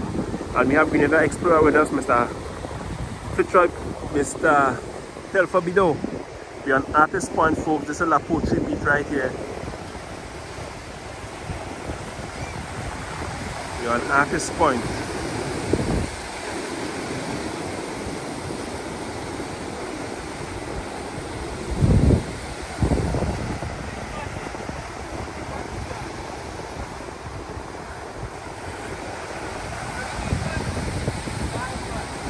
Folks, come and enjoy the sea, you know, you can just sit there and just let the wave beat you right between the rocks. So, yeah, look at it, the man enjoying himself there, right there. Enjoying himself. So welcome everyone, folks. If you want, you can make a contribution towards Mr. Telfor being with us today. About the history of Grenada. He's been Grenada Explorer. He hiked Mount St. Catherine 217 times. And folks, that's where we are. We are at Artist Point in La Poetry.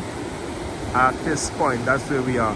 To all my friends on YouTube, welcome. Welcome to all of you folks, wherever you're tuning in from. Those from the UK, those from the USA, those from Canada, those from right here in Grenada, those in the Caribbean. Welcome to Just Cool, Fortune Adventure Tours of St. Andrews Part 3.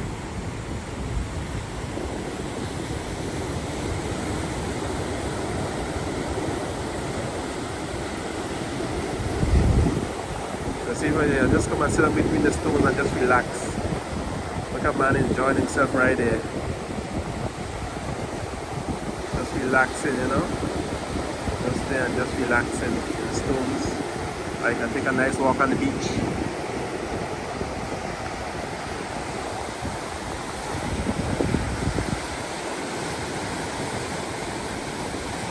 That's where we are, folks. At this point.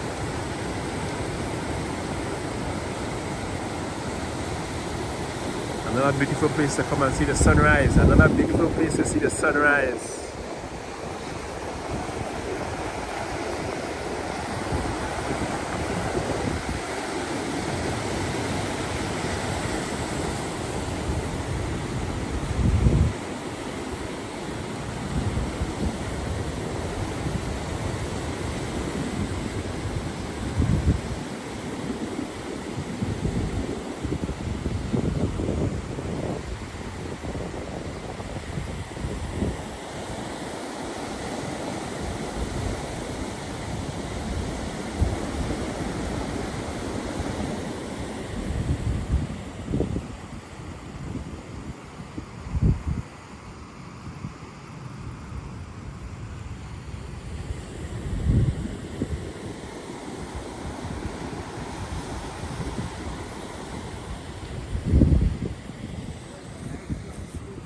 Yeah.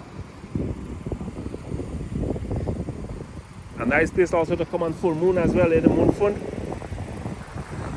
A nice place to come and experience on full moon. Yeah.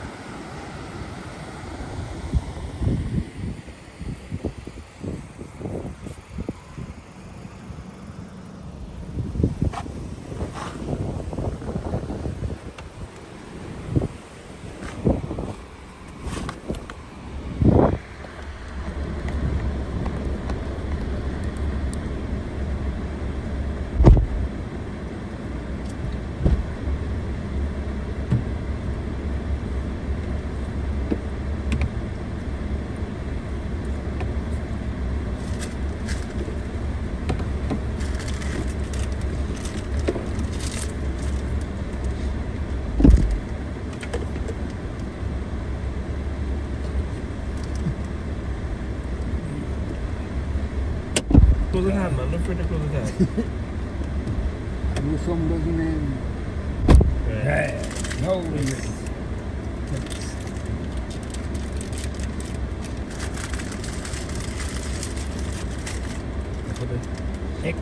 Exotica. Yeah, you can put it down the bottom. The empty bottom.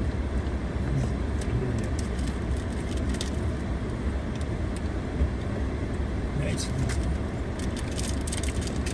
Exotica.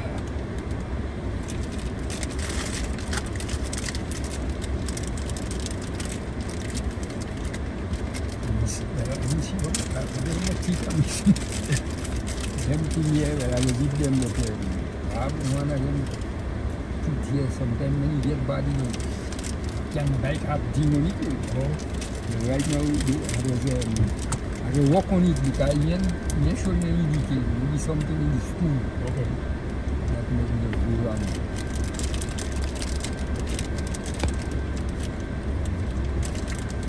Island Sandy Island. Caribou, I've barely seen something where Caribou is supposed to be.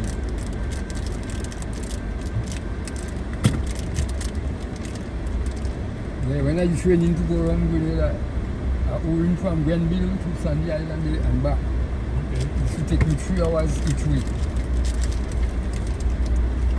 I did it up to 3 times before I set up on the team. I saved up to over 9 miles each way. 9 and 9, when I do 18 miles, 9 miles, 9 miles.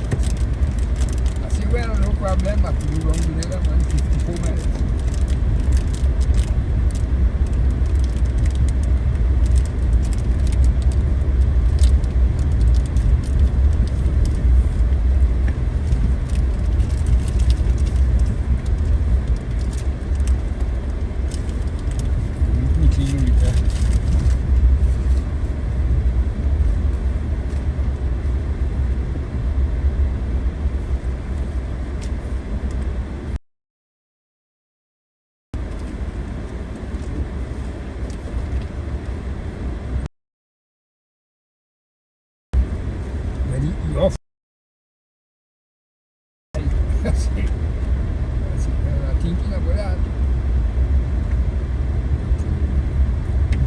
amount of reading I did as a youngster. And in those days it was just a lamp. You didn't even have shade, you know. It was a 10 people lamp. And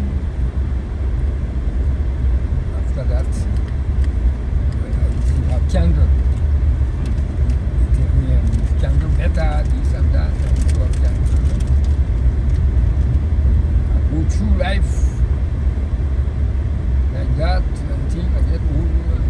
I can still see. I ain't too bad. I mean, I can see. In the night I have a problem.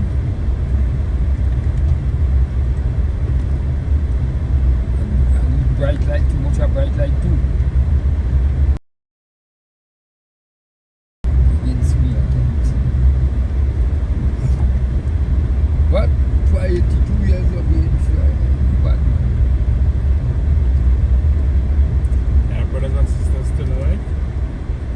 Yeah, me two brothers, they were brothers by my mother. They are alive Really? in Trinidad. Okay.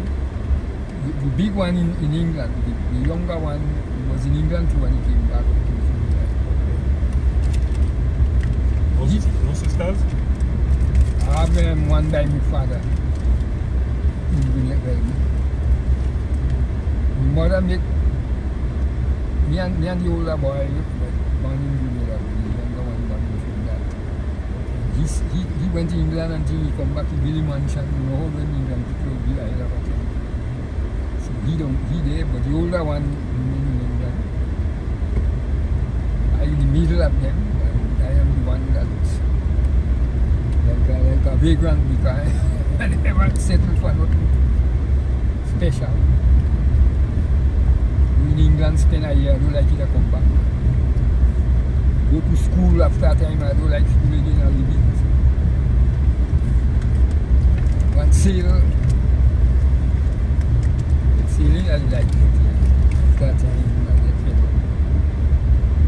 I work in land surveying for 8 years. Land surveying. Because my thing was I liked geometry, but these are subjects, these are things. Geometry, sailing, navigation, land surveying, astronomy.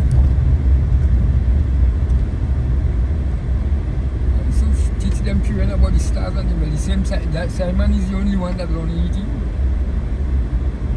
As a little boy, he used to live in Monsignor, so he used to do hikers, teaching them about this constellation and the different stars and whatnot. None of them others don't know. And the parents again is one because Simon mother always used to encourage him and think so. Them others, most of them used to tell you, why are you following this boy? The boy will lead you astray, the boy what and what, the boy this, the boy idle. Some of them they get the blows from the tongue, one or two of them. Especially women. Maybe they're the daughter until they might think, well, I might be a good candidate to marry the daughter, so the other them looking forward for that. And it happens, so they vex, they hate me for that. Yes, I think so.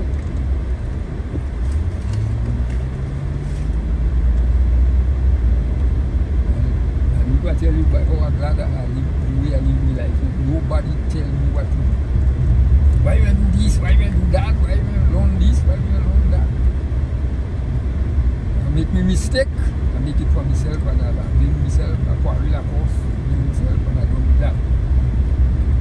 But some people, and the thing I find strange, them living, you're living with them, you're them not close friends or anything. But they know everything that you should do and what you shouldn't do. Why you do this? Why you learn that? Why you going to do this? What if I follow them at the deadline? Yes.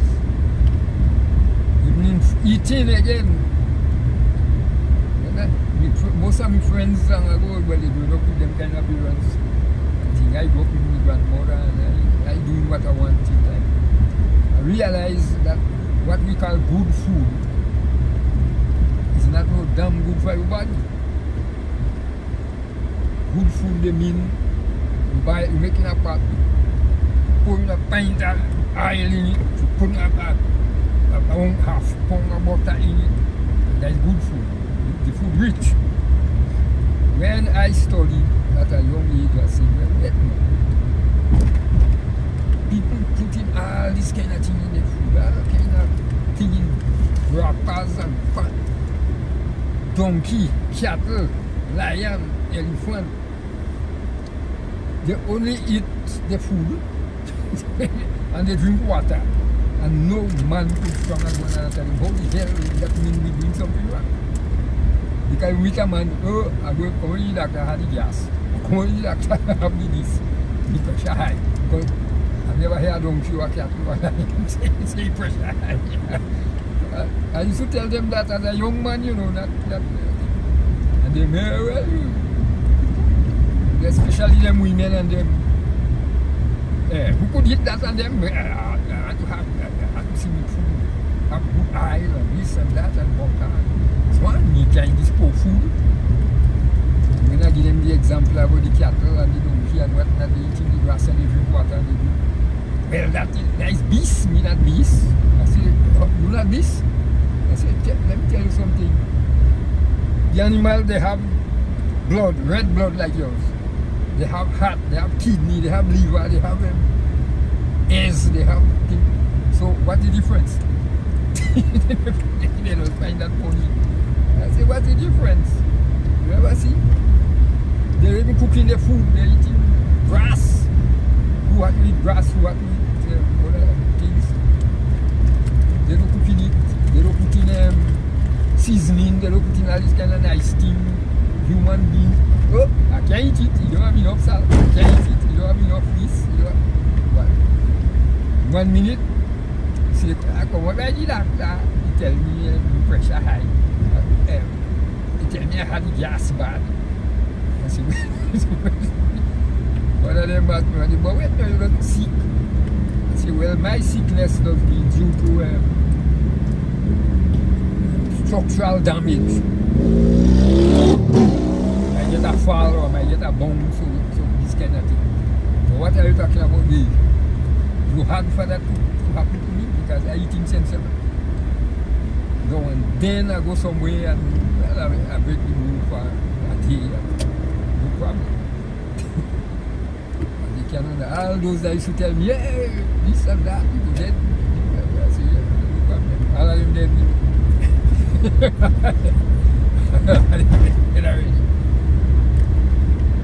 Yeah, the companion and them, hey man, me, I can't eat that boy, I have to have this, I have to have that. 1 minute, you see them kind of cock. I went to the doctor, he tell me my heart bad. I went to the doctor, he tell me pressure high. I say, what? I say, and how come I have that? Well, you lucky. I say, that lucky no bad now. Since a little, I scope out the thing. And lucky thing I grew up with my grandmother. She was Indian. Okay. She was an Indian. She born here, but her parents come direct from India in the early days. When they used to bring them Indians to come and work on their plantation. Okay. And she used to cook Indian food when she do she thing. You have seen all kind of old bottle and pan and tin with all kind of shit in it, you know. She go in the bush and she has some herbs. And she pound them up and she make a thing. She had one she used to call chutney.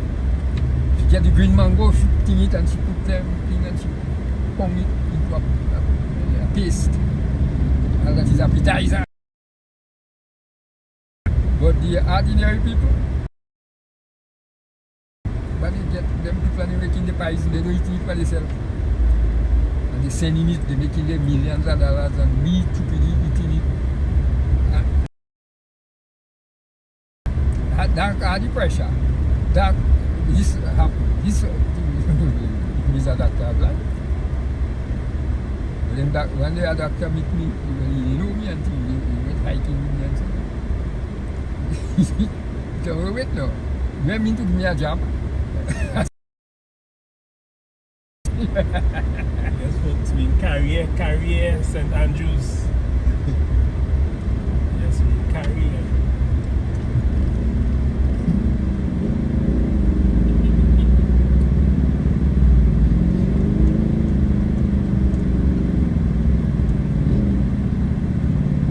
Yeah, but Pass.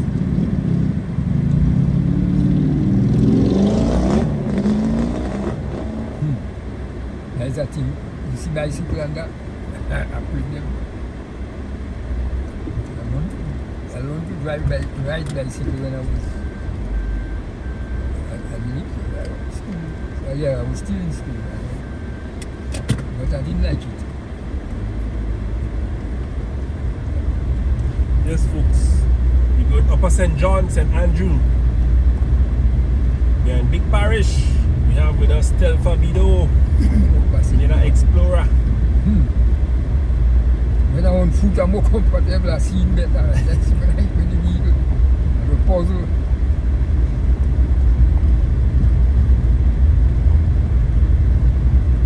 And ever since, since I was little, I'm more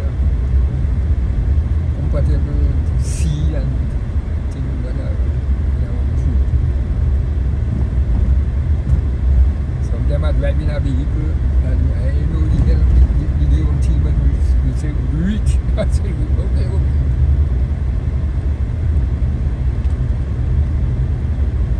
Everybody don't build the same, boy. Everybody build the same. Some of the things that I do already, a lot of big strong men afraid that. Everybody don't build the same, boy.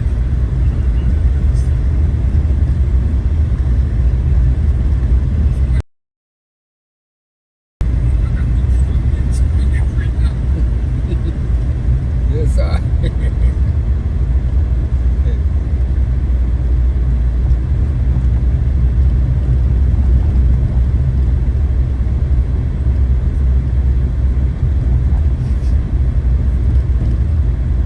Prediction when I growing up was that this little boy, he go dead quick, he won't live long. Really? The kind of thing he'd win, he go dead. And when I hear them, I used to tell them, I say, you get before me. And so say so long. Now them kind of people dead already. This location is predominantly known for cocoa. Oh yeah, A lot of cocoa. yeah, good place. Baltazar and them again had a lot of people at one time too. Predominantly cocoa. I used to like when cocoa picking they come. Gather up the cocoa until buy. Yes, predominantly cocoa, folks. Picking cocoa. We are still in St. Andrews, folks. St. Andrews is a big parish.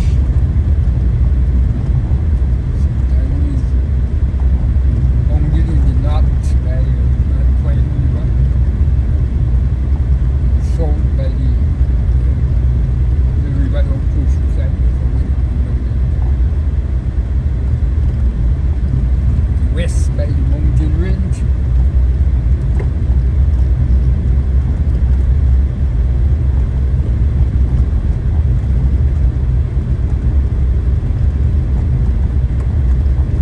Yeah. And that's the first time since the COVID thing, with that kind of hazy weather and so on. I've been on a cruise like that. Okay. I used to go, them tourists, I used to drive with them and things. That time, yeah, it's clear, I see everything, but no, I have a problem to make out places.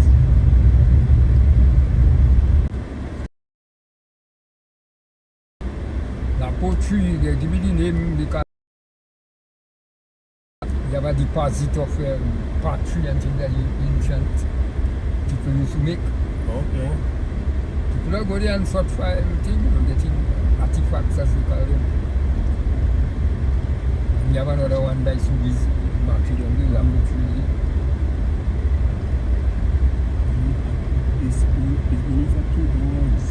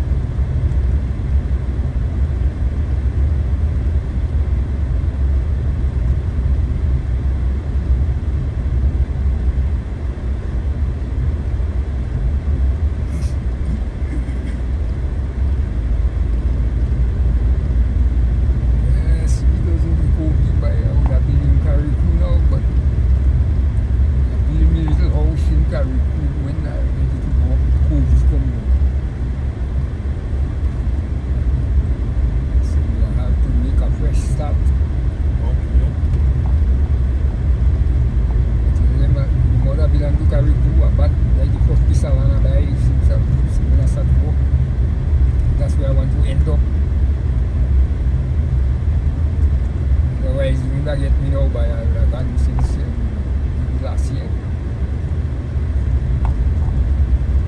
Very cool. And so we are having a boat and kayak.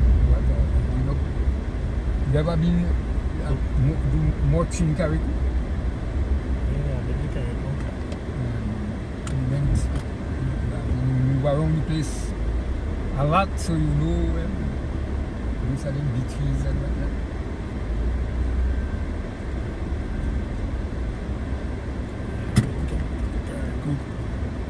Yeah, I think I passed that road there once. I can't remember where we did. I passed that road once. Yeah. Let's see how it is now.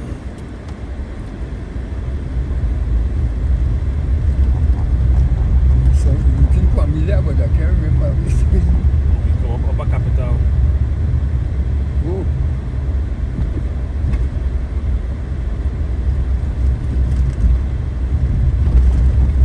Upper Capital, you say?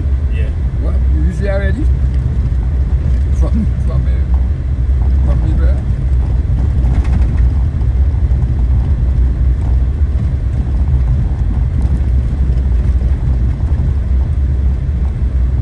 Well, since I noticed since I was a very little child, well, transportation was in that road, but I remember anytime I go in places, I can't remember where I am, you know. As a little child. So the thing they knew. But walking, yes, I see well. I understand where I am and whatnot. You see that open truck? And then the tree that truck behind that. Yes, folk, we traveling a trail for the first time.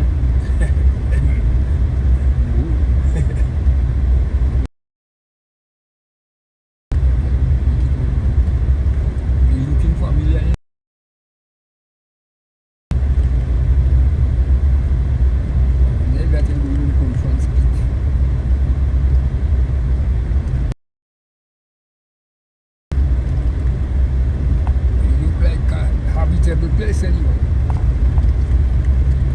Yeah.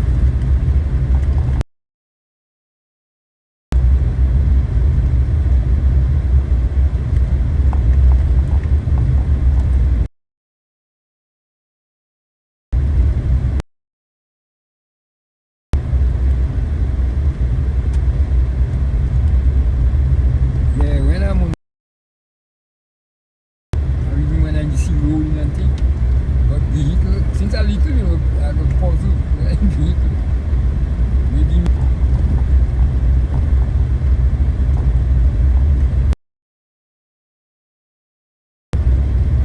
And it's because them took was the second one. One surveyed and this and that, and coming back last night in the evening. I said, but why didn't tell me that you want me to take the boat and go up and you want to fly on plane? He said, well, then the order you get. I said, anyhow, alright, from Paul's to Carrico. It's only about 15-20 minutes. You're not them far. By the fella laugh. That's the only time I fly on a plane, you know. I get invitation to come. So I said, when this plane are you coming? Please fly. Okay. Yeah. Railway and I said, me, I ain't like.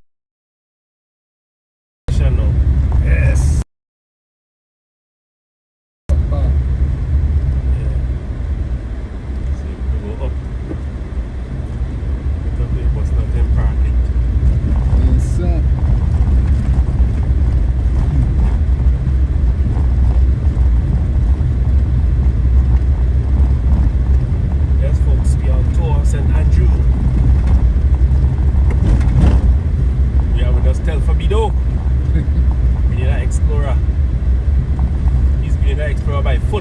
Grenada explorer by transport.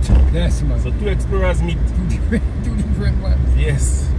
One who explored Grenada by foot and one who explored Grenada by transport. Yes. By foot and by boat. Yeah.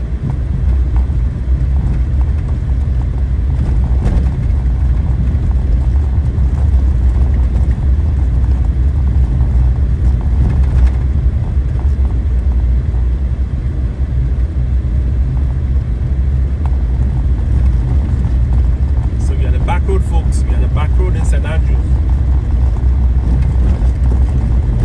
Upper St. John, St. Andrew. And we end up in Paraclete.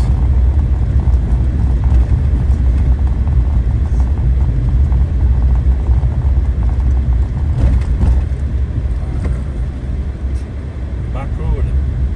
Yeah, man. That's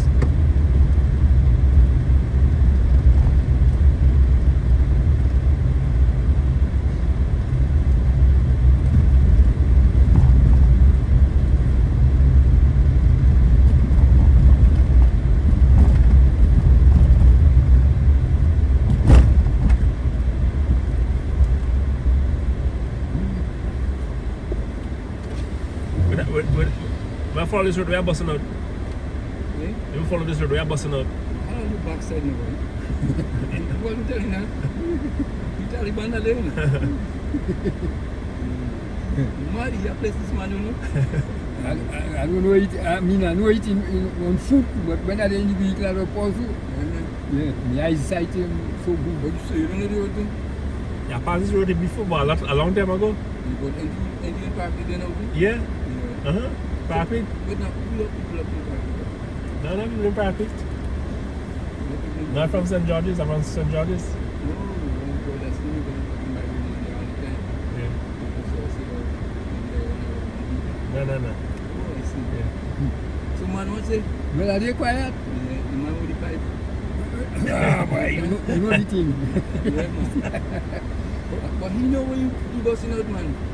Yeah, I passed around a long time before, a long time. You gotta go far from Park. Yeah. Man. Yeah. You're very close to him, man. See, when I do on foot, Yeah. clay. So where you got this One side in a vehicle. He explored Grenada on foot, I explored Grenada driving. Yeah. Yeah. So where you pick up this Taliban? From home. The man come and attack me. I say, you good? Long time I see you, man. You doing alright? You know this Taliban too? Yeah, man. Well, Who's he's the Taliban in the name? he might be the leader of the Taliban. You understand? Yeah. Right? I tell Well, you, you know where Yeah, I know where I go there. because where is here now, like, I know the hell I do because my eyesight is one. My eyesight is one. But when I'm on 2 foot, minutes right from here to Bayern, man. 2 minutes right. when I'm on foot, no problem. Right. But once I day in a vehicle, you see if I in an open truck and I in the back, is a, You in a helicopter, right? well, I wonder. Yeah. The man say, once you fly up in your life, you know, because you go carry cool. Yeah, and it was walk. I was walking and they send ticket that time I was working the land and so very Yeah. They send ticket the evening for the bus, me and one of them other guys. First flight in the morning, you got to go and survey the airport the long way in Caribbean. I said, what have you tell me that? Let me take the boat and go up yesterday. I want to fly. They say, well, I make it. We go the morning, the night, the evening, the morning we walk, and the evening the team hotel for us to sleep. And the next day we finish and we come home. I said, yes. Yeah, when I'm going on the road. Yeah. You ever take it easy? Well, I alright. don't tell you where you're busting. Huh? I don't want to tell you where you're No. Yes, sir. busting. Take it easy, yeah? Alright. Okay. Papa, well, the eyes get more dim because the shade, you see the kind of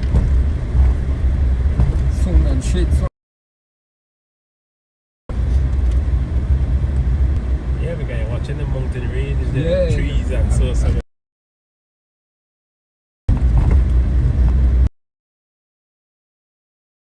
From over St. John, St.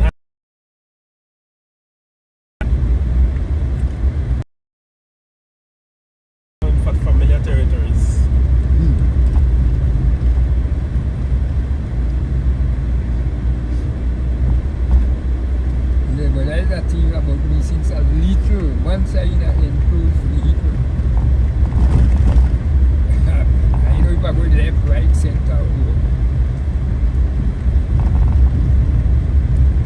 different people have different brains. Well, in the night, I'll forget it. Night time.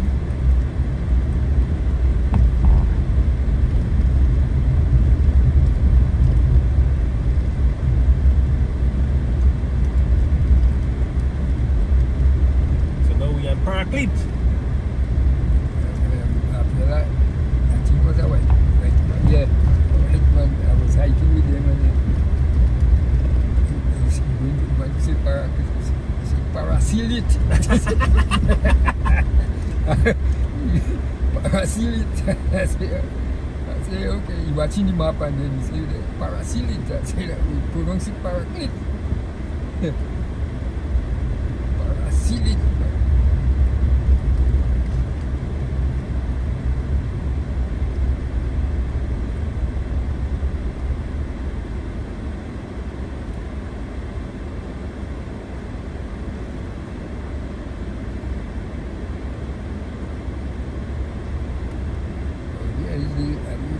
A good one, worry about fixing the eyes, no partner, because it will make it worse.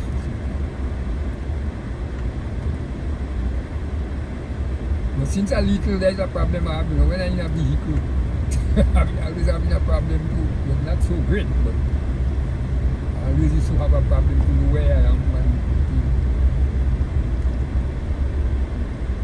and walking. In the sea again, an open place, man.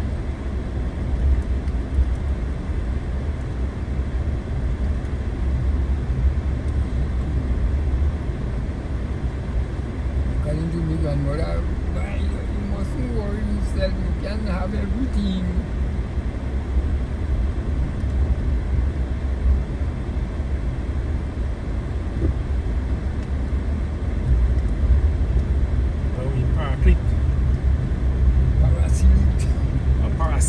That, well, that's what a white man, he see it on the map, you know, I was hiking with him and watching the map. He's parasilite. I say, well, there's a village, but we call it paraclete. But how he spell into it, he kind of want to make you believe it's parasilite.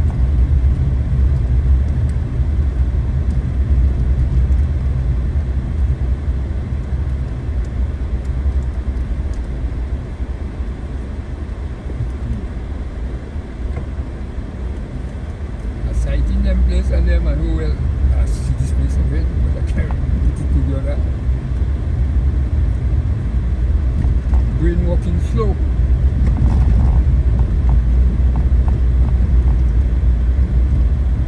Yes, now we're by Paraclete RC Church.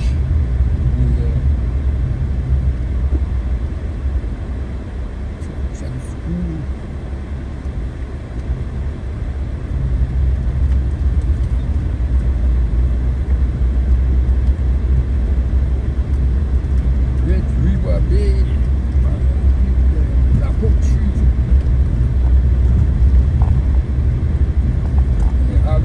Artifacts in the burial about in the village there. Okay. Last time I think they had a big project there searching for the things. And they have a lot of poetry done by us. I think it's the same thing. Apparently the ancient people had villages and they in the place. Okay. And they used to make pottery and things with clay. By them, the place in Mount Rich up there, carried stone. Was another place again with another artifacts.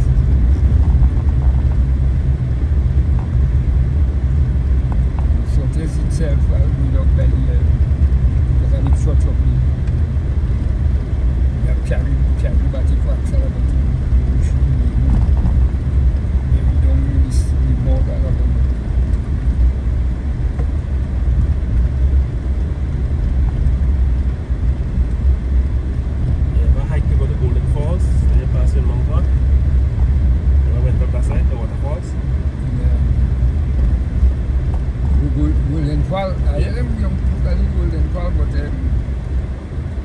going up Mount Han, and going up as if you're going to Mount St. Catherine. Yeah.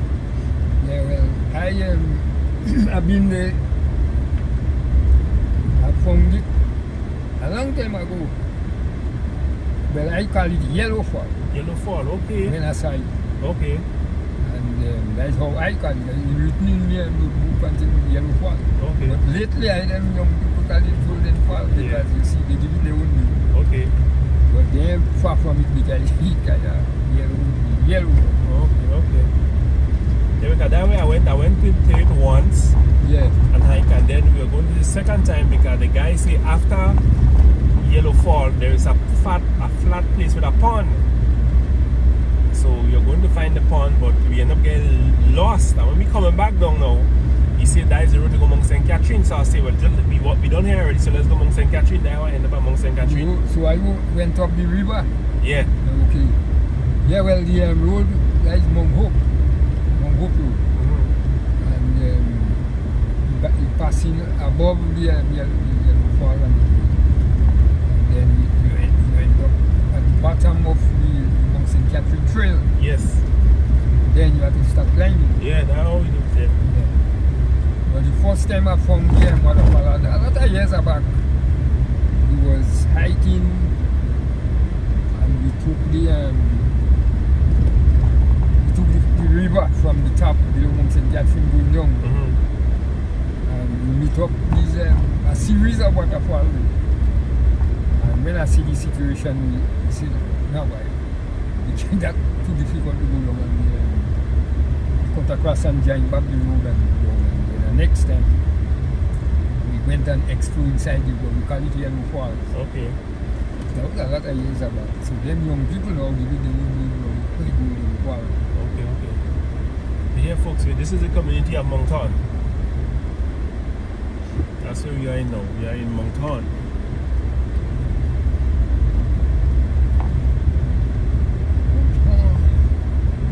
All these were former plantations. Yeah, former plantation, Mount Han. And then when the plantation system mashed up, well, they sold out and people bought bits and pieces and so on, and it became a village. Okay. And the majority of places in Grenada is like that because Grenada was divided into estates by the original people that came here, the French. Yeah. So they come and they take big chunks of land and they bring in the slaves to work on things, and then the system started to spread from slavery. The slaves that were freed, well, they had nowhere to go because most of them were born in Grenada. They don't know Africa again. They stay here and populate the place. And then they brought the Indians, like my grandparents and so on. Yeah, they brought the Indians. The first set of Indians came on at Irving's Bay from Calcutta. That's what I learned, yeah. And they brought the Indians in to supervise the slaves. I see. Because some of them, the slaves used to just relax and just thing, but they got the Indians to use to as what we are saying in old term, to mako the slaves. That's right. So when the slaves now working, they go report them to the slave master. Yeah. So the slave give the Indians a code name. That's where the name Coolie come about. So when they say Coolie, that means the other slaves know well. Massa, watch a man coming. The word Coolie is in India and them places in the east down there. Them people that working as laborers, stevedots and this kind of thing, and them offloading ships and so on. That is where they get the name from, Coolie. They were called coolies. Places like the East Indies, India, Pakistan, Iraq, this kind of coolies. So we are in Mount Han, folks, and we're from Mount Han. We're going into Lafayette. Yeah, long stretch. What Lafayette mean? Lafayette, we'll say, Lafayette means the young lady, young girl or something. Okay, so Lafayette means young girl. Like that. Yeah. Lafayette! You have any Lafayette on the live? So any young girl? Lafayette means young girl. Yeah, Lafayette. And it's French. So, yeah, so the history is that he built up by a lot of different lifestyle and things that people used to do and so on. They giving things name and bit by bit the vocabulary building up. And then we have the Lafayette Dam right here. The whole right when they Mount Dam. Mount Dam, mean Mount still, Mount Dam. Lafayette. I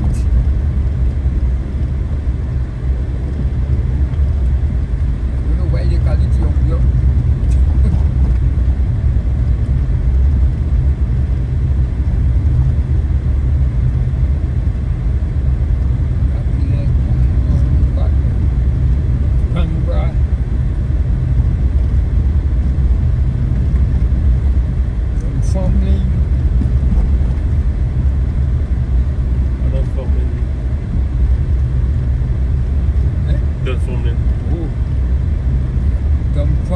I think they take that from him. They have a place in Scotland they call Dunfermline. Okay. So maybe the owner, the man that owned the estate, maybe the name must have from up here. Okay. So he gave it the name. Because a lot of them gave the name of places that they came from. Okay. Yeah. When they come from the island, they give it the name of where they come from. Soubise, some Frenchman in Italy. Give it name from where it come from France.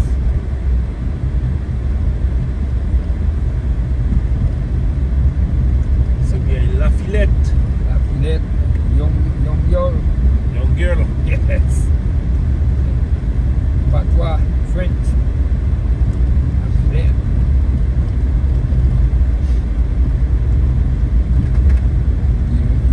The original owner must have a nice young girl. We named the village in honor of her. Lafayette. A lot of the naming village is French and they changed them. Very few. Petit tout. La sagesse. La tona. Mini Ray. Petit Bacay.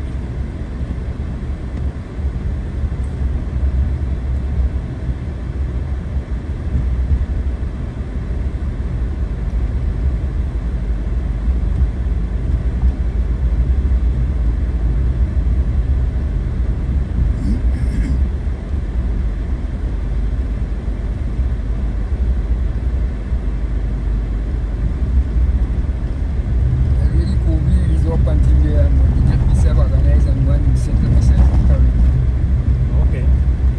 I built my house there, the house finished September and the end of the year, the January following COVID started, that is 2020. Because I was planning to go back and organize myself with the electricity and whatnot and things, and then this thing come with that kind of restriction and this and that. But I get tied up. When I go for good. Mother belong to up there, I had to spend the last days there.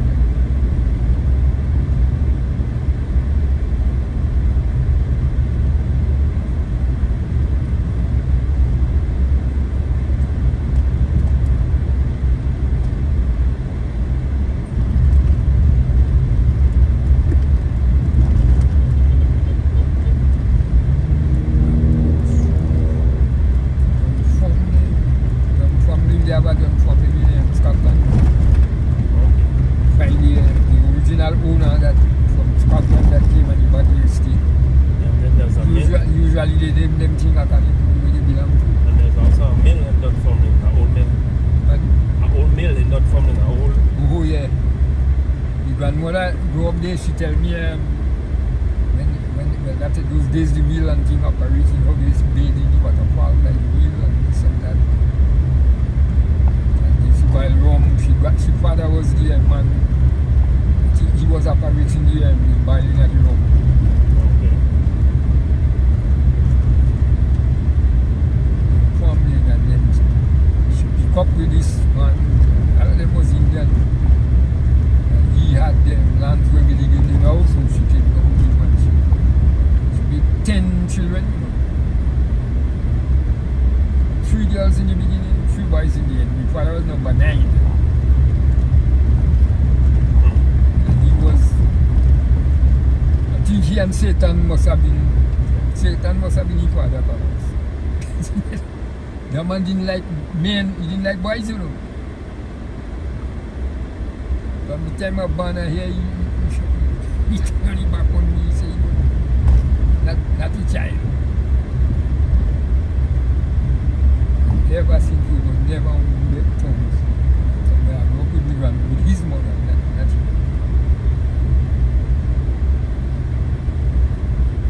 Well, that is life, boy.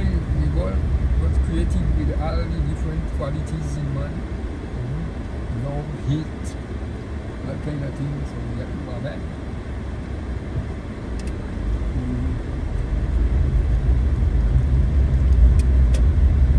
We have to abide.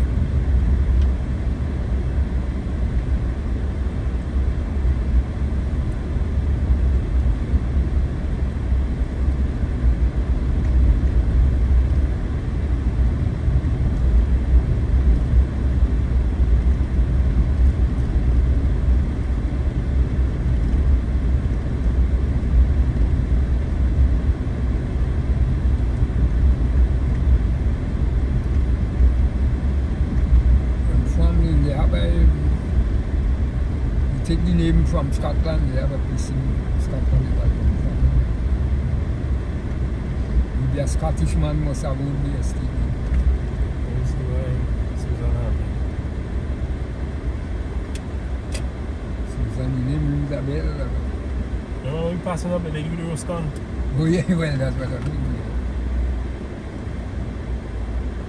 See how it is, the brain is working so good again by that. We come back here now.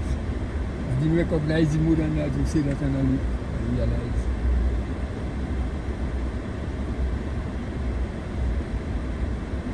You tell you are still lucky, you are at 82. Yep, why don't he eat for lunch? Why does he eat for lunch? Anything man. I don't want no special. If I'm cooking for myself, well, I cook what I feel to eat. What they have, choose different. Rice is one of my favorite, peas is one of my favorite.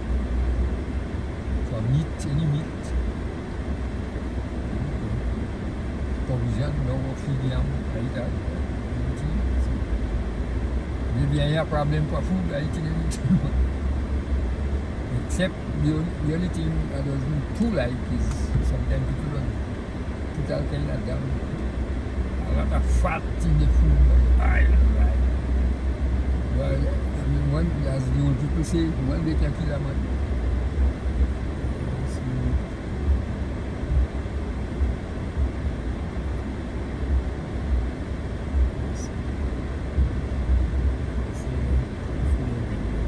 Paradise. See? You want corn? Yes. Take a nice green corn. Yeah? Green corn. You want to boil or roast? I will take the boiled one because my teeth and them Okay. can crush the roast as before. And one time I did. For a balcon?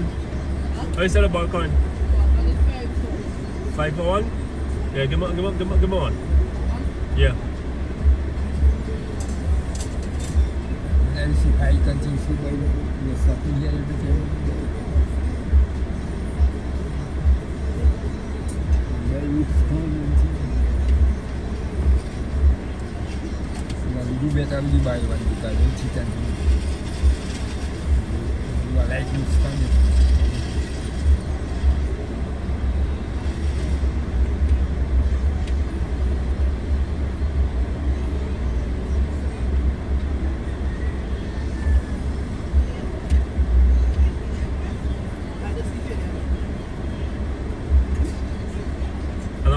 want a roast one for myself. A roast one too. I want a roast one as well. That's a big one there. So the one. The one in the bottom and front. Yeah.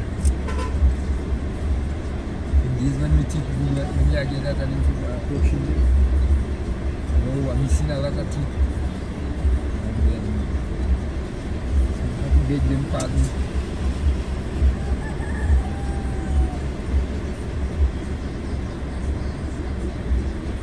We're looking appetizing, but nice big fellas.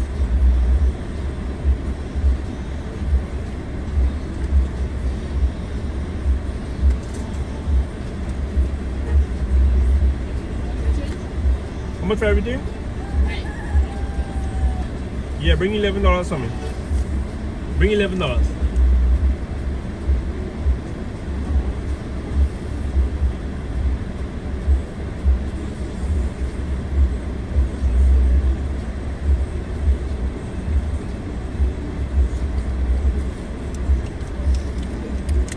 Yes.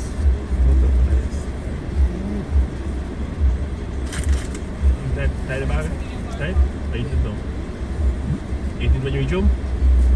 No, this is the one, no, this is yours. Yes. Yeah, we're going to.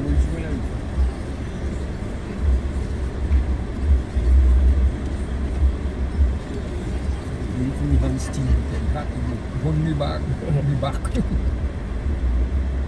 Yeah, that good. That American food. We are steam when we say.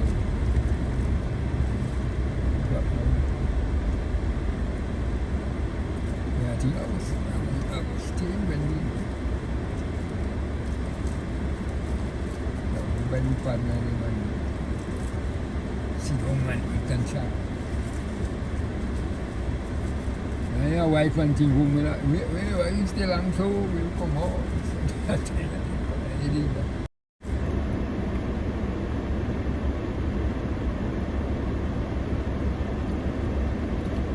So folks, we had Mr. Telfor Bedeau with us, the Grenada Explorer, right here. We had to thank him for his time this morning, spending with us, telling us what he knows. We learned a lot from him. He was determined how he come to hike. When he meet obstacles in a way, he found a way to overcome it. And so it is with us in this life. And we will find obstacles, but we can find a way around it, a way to meet the challenge. That's why he was able to climb Mount St. Catherine at the record 217 times.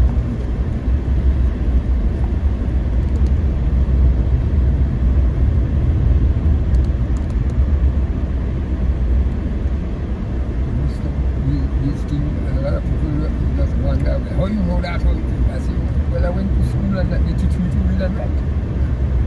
And in school, you read about people that kept diary. There's a history. That's where they get history from. I mean, history made from them things.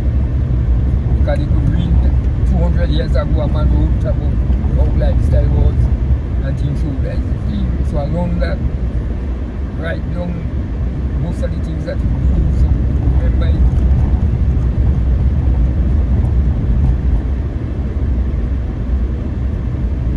That's why they teach you to read and write. But in places where the people, in communities where they don't have them reading and writing and thinking, people, like the brain does the different hours, but you could remember, like my old grandmother.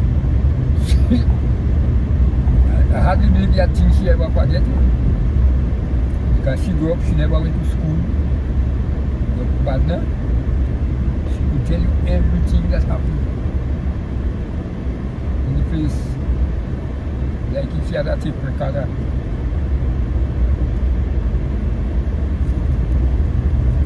It's different times, different periods in life. Everybody had a way of lifestyle.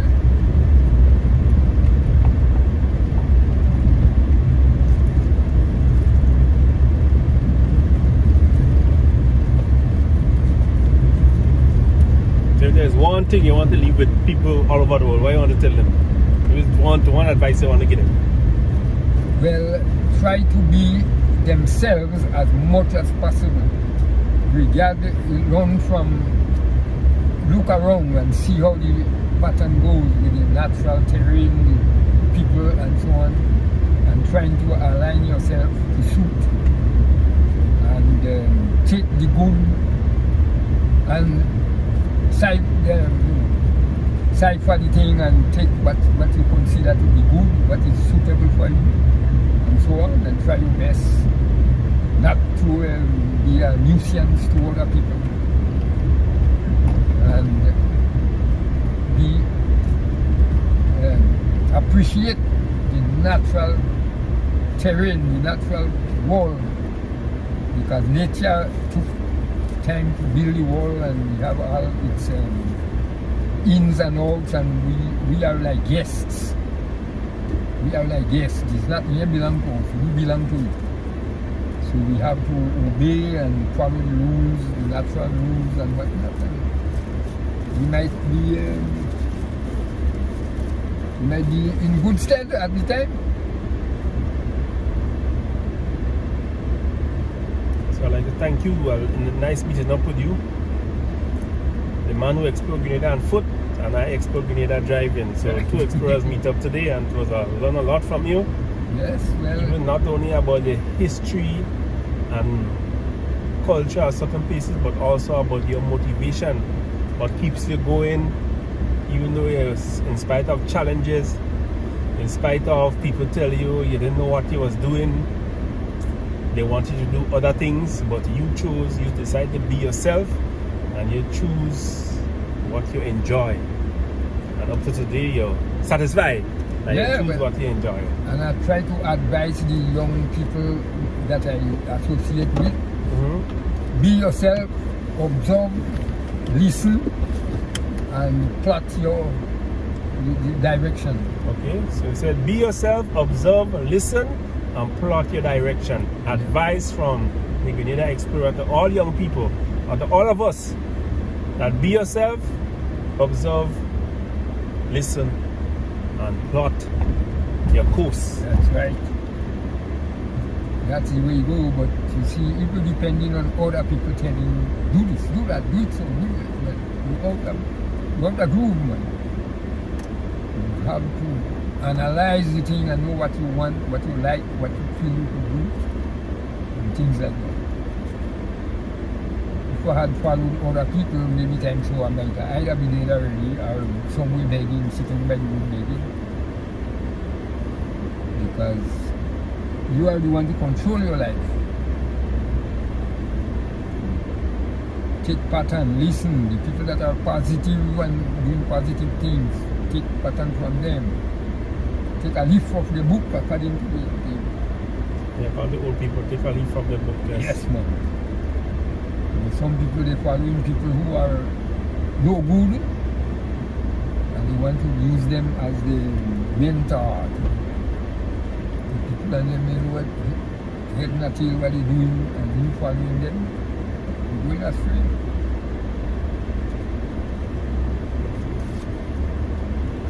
Well, I'm glad that you had invited me to take part with you. I'm sorry that my eyesight is not so good now, so I couldn't really give you the full benefit of the. Yeah, I understand, but it's always nice meeting up with you and sharing your knowledge, and Yeah. it's always good we have such a local person that hike Mount St. Catherine 217 times, rode around Grenada twice. Yep. Paddle a kayak around once. The paddle a kayak. Kayak, yeah. Yeah, so there's a lot to be appreciative of Telfor Bedeau. We want to thank you, Telfor. As the mother used to say, we're giving you flowers while they're alive. We want to thank you. A lot of them will Thank you. say that. Thank you very much from myself and all of the followers. We say thank you for sharing your knowledge. We also thank you for passing on that knowledge to Simon Green. Mm-hmm. And one of these days, we're going to link up with Simon Green, let him give us some of the knowledge that you imparted to him. Oh, yeah. Yes, we just want to thank you, say heartfelt thank you to Telfor Bedeau for taking the time out to be with us today, to sharing his knowledge. We know there's a wealth of knowledge of him, although he's somehow old. Only 82. 82. Yep. 82 years. And he have a wealth of knowledge of what happened, and he shared it with us today. And more so, we learn from his personality, his characteristics. He's jovial, giving jokes. Also, it's very positive. Very positive. So we take away with him, listen, observe, chart your course, decide what you want to do, follow positive, and most of all, be yourself. That's the main thing. Yes, be yourself. That's the main thing. Once you let in other people run your life, when you will forget it. You got to control it.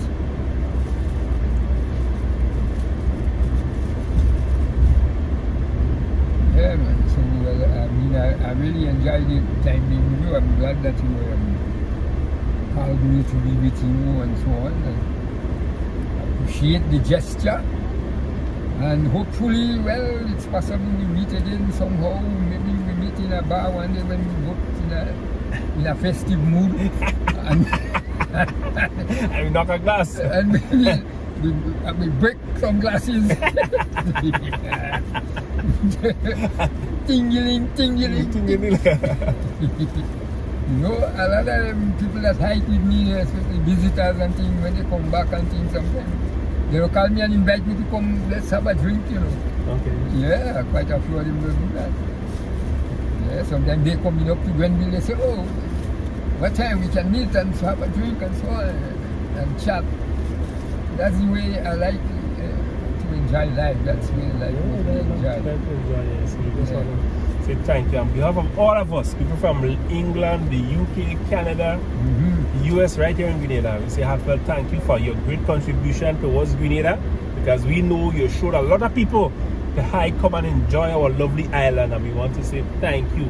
And heartfelt thank you. Well, I'm glad you appreciate the idea, and a lot of the people tell me when they first came to Grenada and they met me, that caused them to come back here at different times. Yeah, they tell me that. Quite a few of them said so. They said the appreciation we got from you in personally, we always think, let's go back to Grenada one day, man. Let's go and hike with the guy. So Telfor is one of our national heroes. One of our national heroes. And we just want to say heartfelt thanks.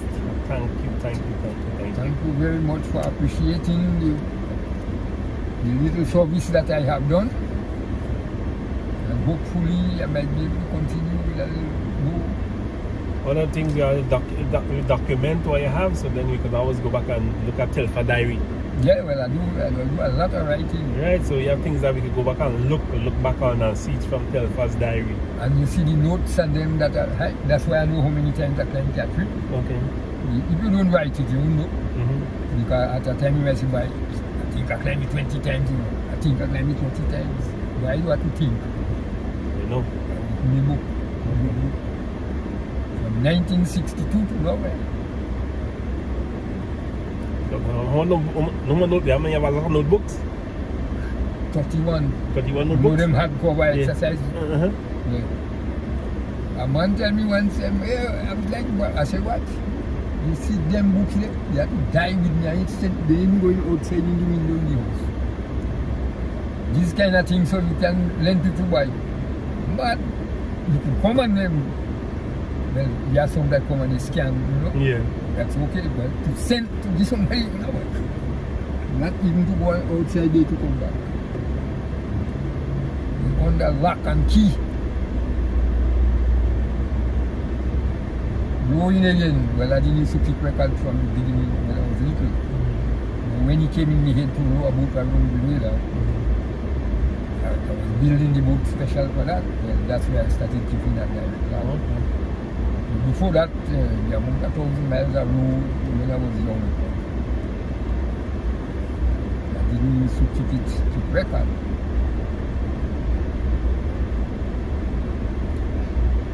Yeah, so where I'm here now, I'm going down the ladder You did a great work. Everybody will remember. And most of you instill it in somebody who took it up, Simon Green. So Yeah, you know man. there's a lot of things that we can learn from him. So one of these days I'll link up with him on a hike so he can go and tell us some of Yeah, it. he will. Yeah. He take over the thing now. Yeah. Yeah, you see, and a lot of people, Grenadians, we don't depend on writing. When you're doing things, you have to write. Otherwise, I don't know how many times I can think that way. So where your friends and them shop is? Which part of your friends and them shop is? Where you say go my friends and them? No. That was PJ&L in Granville. You're in Granville now? Where the shop there? Which part would it? They No, they buy where they buy credit union. by KFC. Is KFC that it? When you want post office, them by the car park there. But the car park you dropping? Yeah. Okay, let me drop it. PJ&L. Okay. Oh, let me see. What time now? 128. No, I better go. At this time, I better go. You drop me down, right? Okay, yeah. Yeah, I think I forget. Yeah.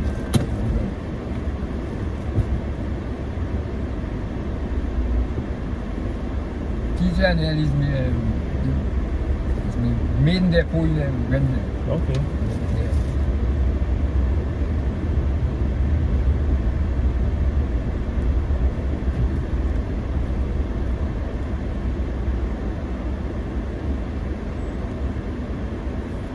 Well, I mean, it was very nice of you to get me to do the trip with you. Sorry, the eyes. No, well, that's understandable, man. I enjoy it. That's understandable, and the folks understand and they enjoy it as well. So, Right. yeah. Yeah. So, according to me, my grandmother, she used to say, once a man, twice a child. Yeah, my mom used to always say that too, once a man, twice a child. Yeah. Because we're young, we go up and then we start going back down. Up and down. Yeah. If we lucky, because sometimes we die young. Yeah. Sometimes Sometimes we die halfway up. halfway up. Yeah. Yeah, well, I appreciate the fact that you called me and the team. Yeah. I wasn't as perfect as I should, but That's understandable, man. That's understandable. it's not easy to reach 80. It's not easy to reach 82 and to do all what you accomplished there at 82. And these were people that organized this scene, once a month, twice a child, I'm writing. Yeah. But when I was with my grandmother, she was about my age now too.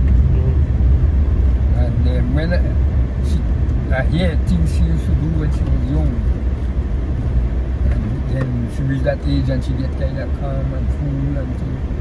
I say, so I usually long enough. And she used to tell me that. She used to say, come in. Yeah, that's another thing they used to say too. Come in. Yeah, when I they playing man and things, come in. But she used to say it in patois. Vini, very well. Yeah. Because them hardly used to speak English, you know. Yeah. Patois, so I do patois. Vini, very well. And I used to laugh at the phone. I couldn't imagine she talking the truth. So now I could tell them young people too when they want to expatiate and things. And they say, well, come in. Yeah, I don't understand. What is this old man? Yeah. Come in here. Them now, if I tell them in patois, they won't know because they know patois now. I could tell them in English.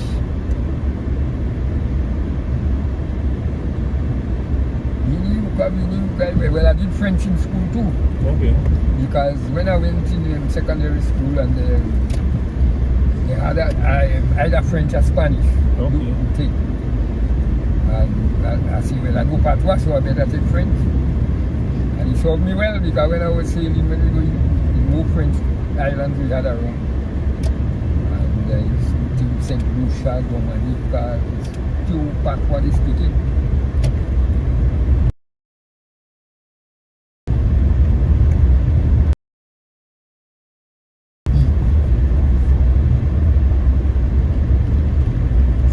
So it used to be a mud track. You had to pass to come up here to come up here. Yeah, man. Well, in the very early days, when I born, it was Stone Road. Okay. And then it became oh, they are looking strange.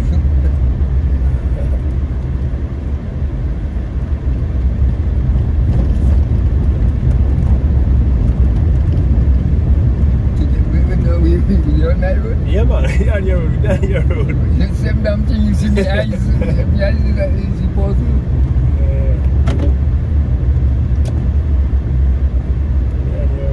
Well, now I catch it died after Billet House. Okay.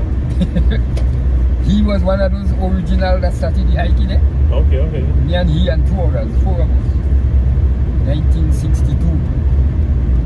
He's a professor in the States. Okay. He was Grenada's ambassador at one time to the United Nations. Okay. Well, I had two ambassadors to the United Nations that I original men that started the hiking. Well, here I meet you, so. Yeah, guys. I have two gaps. So which one you want to drop off? This is the better one. Okay. This one easier for me. The one further up, Okay. the most steep. Okay. So this one here. Alright folks, so we would like to say thank you to Telfor Bedeau. Thank you to this young man right here. Grenada Explorer. We'd like to say thank you very much. Thank you folks. Thank you very much. Okay, so. And I must say thanks to the gentleman for and choosing me to go around with you. Yes. And therefore I do hope I have contributed something. Yes, you did. You did contribute to a lot of folks, a lot of stuff. Alright. Yeah. And maybe if I live long enough I might have something up my sleeve all the time. So thank you folks. Thank you.